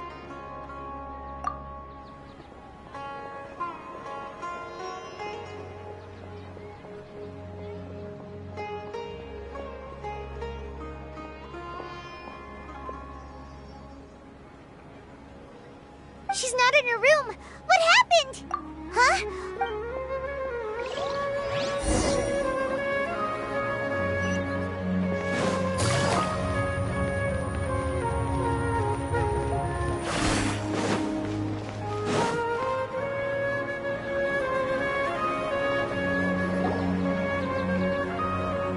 Well done, Traveler and Paimon.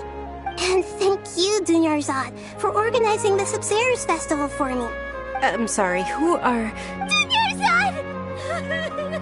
You're okay! Oh, don't scare us like that! Oh, Traveler Paimon. I have something amazing to tell you. I just had a dream. And I saw Nilu performing the dance of...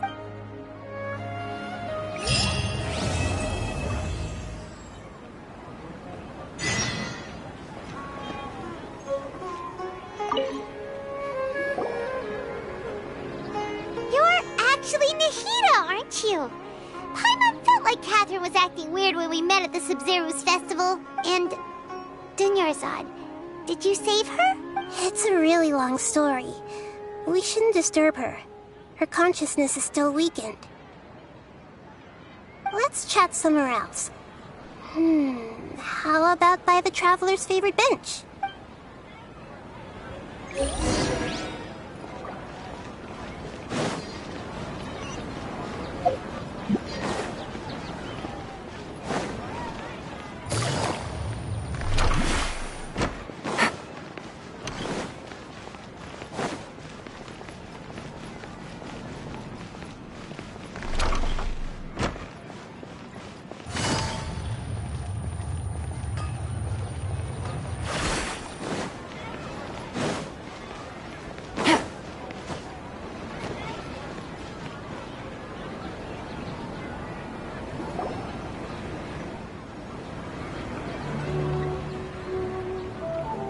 Talk about Dunyarzad first.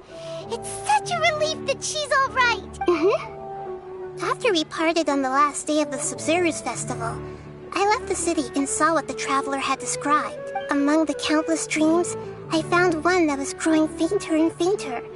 This proved my suspicion. Once Dunyarzad could no longer bear the Akasha harvesting her dreams, her consciousness began to dissipate. But this also meant it escaped the Akasha's control. Such a small fragment of consciousness can't last for very long, though. It will return to its original dream, where both will gradually fade until they completely disappear. I used all the power I had to keep her dying dream alive as long as possible. But it still wouldn't have lasted for much longer if it hadn't been for you two breaking the samsara. So it looks like we did manage to save Dunyarzad in the end. And not a moment too soon. Huh? Why are you two smiling so happily? I thought you'd be so moved that you'd start crying. I need to spend more time observing human emotions. Both are fine. Everyone reacts differently. All right. You two must have a lot of other questions for me, right? After all, you saved my faithful believer. As your reward, I will answer any and all questions. At the Avidia forest, there was this incense that made the Traveler fall unconscious and dream of a huge tree and a red sky. You also heard someone's voice, right? It said world and forget me. Yeah, so you do know! We've been wanting to ask you what that was about, and if the red sky was related to Khaenri'ah. It seems like the Traveler established a connection to Irminsul. That was a message left by Greater Lord Rukkhadevata's residual consciousness in Irminsul. Perhaps her last memory before she died. As you two probably know, Greater Lord Rukkhadevata disappeared after the disaster in Khaenri'ah. The timings of these events do line up, so your suspicions are reasonable. A message from Greater Lord Rukkhadevata? We thought it was from the Scarlet King. The Scarlet King? That god who died even longer ago? Some present-day desert dwellers still worship him. You probably just heard some of their conspiracies. Okay, so what does the message mean? I still haven't managed to decipher it. Even the Akasha isn't currently capable of doing that. Greater Lord Rukkhadevata's residual consciousness in Irminsul seems to be contaminated with something that has a very dangerous aura to it. Many devoted scholars go mad as soon as they connect their consciousness. I've warned the Academia about this many times, but people still keep falling victim to it. But I believe this is the key to saving Irminsul. That's why I've kept trying to decipher it. So the tree in the vision was Irminsul? Oh, Tighnari also said that Irminsul is sick!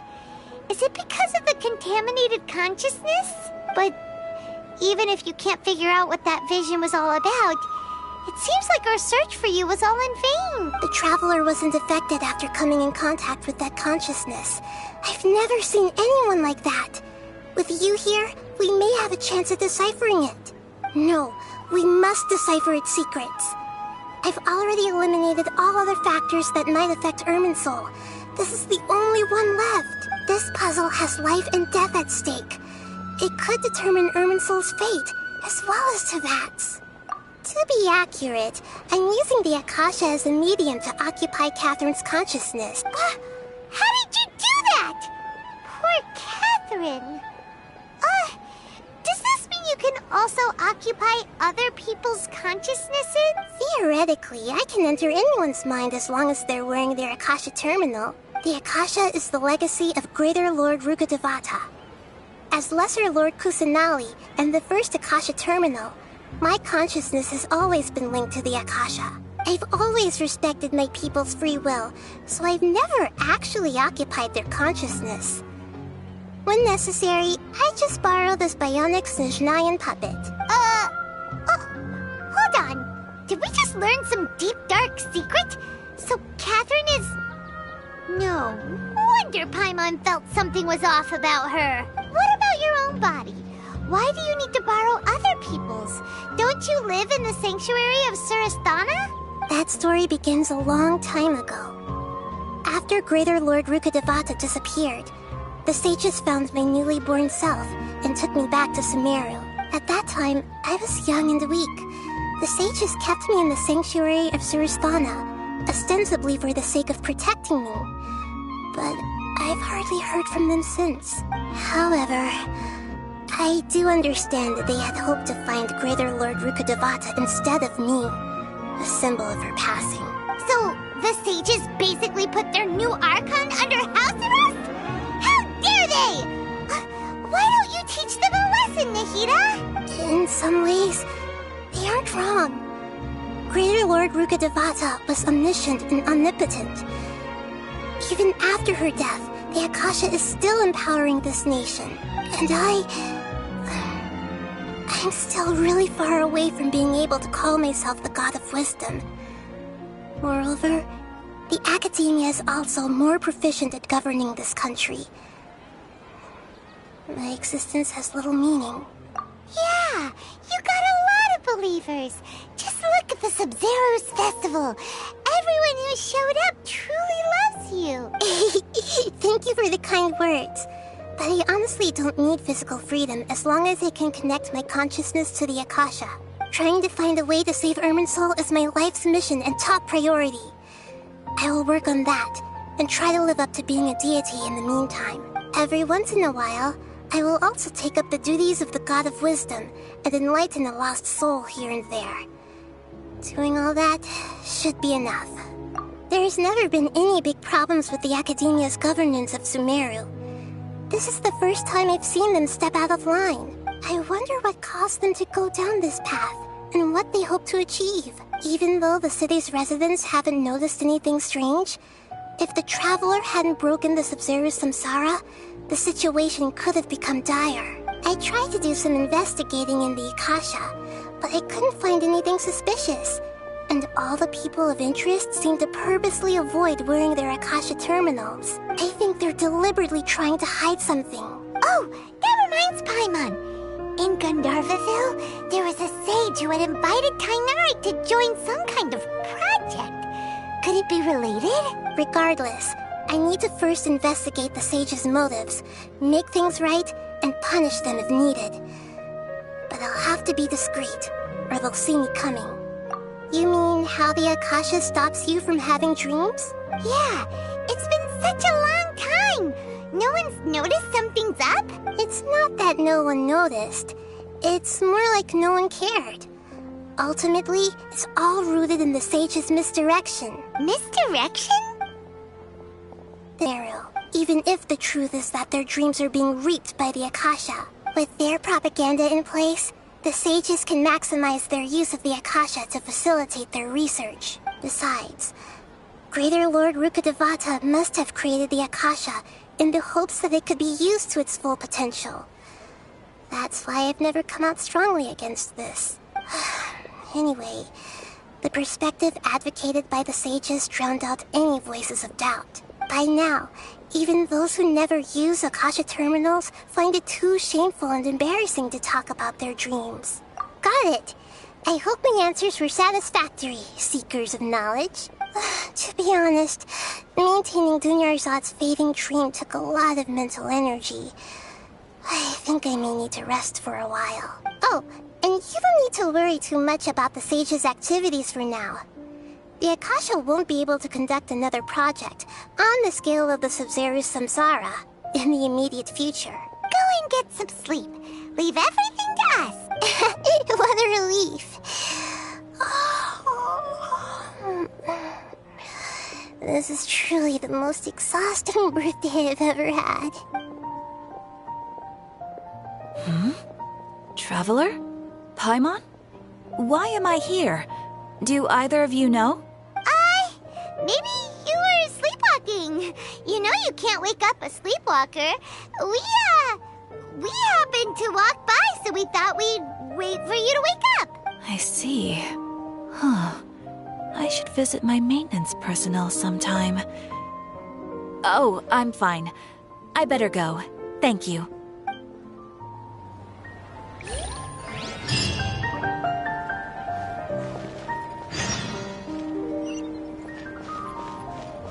What?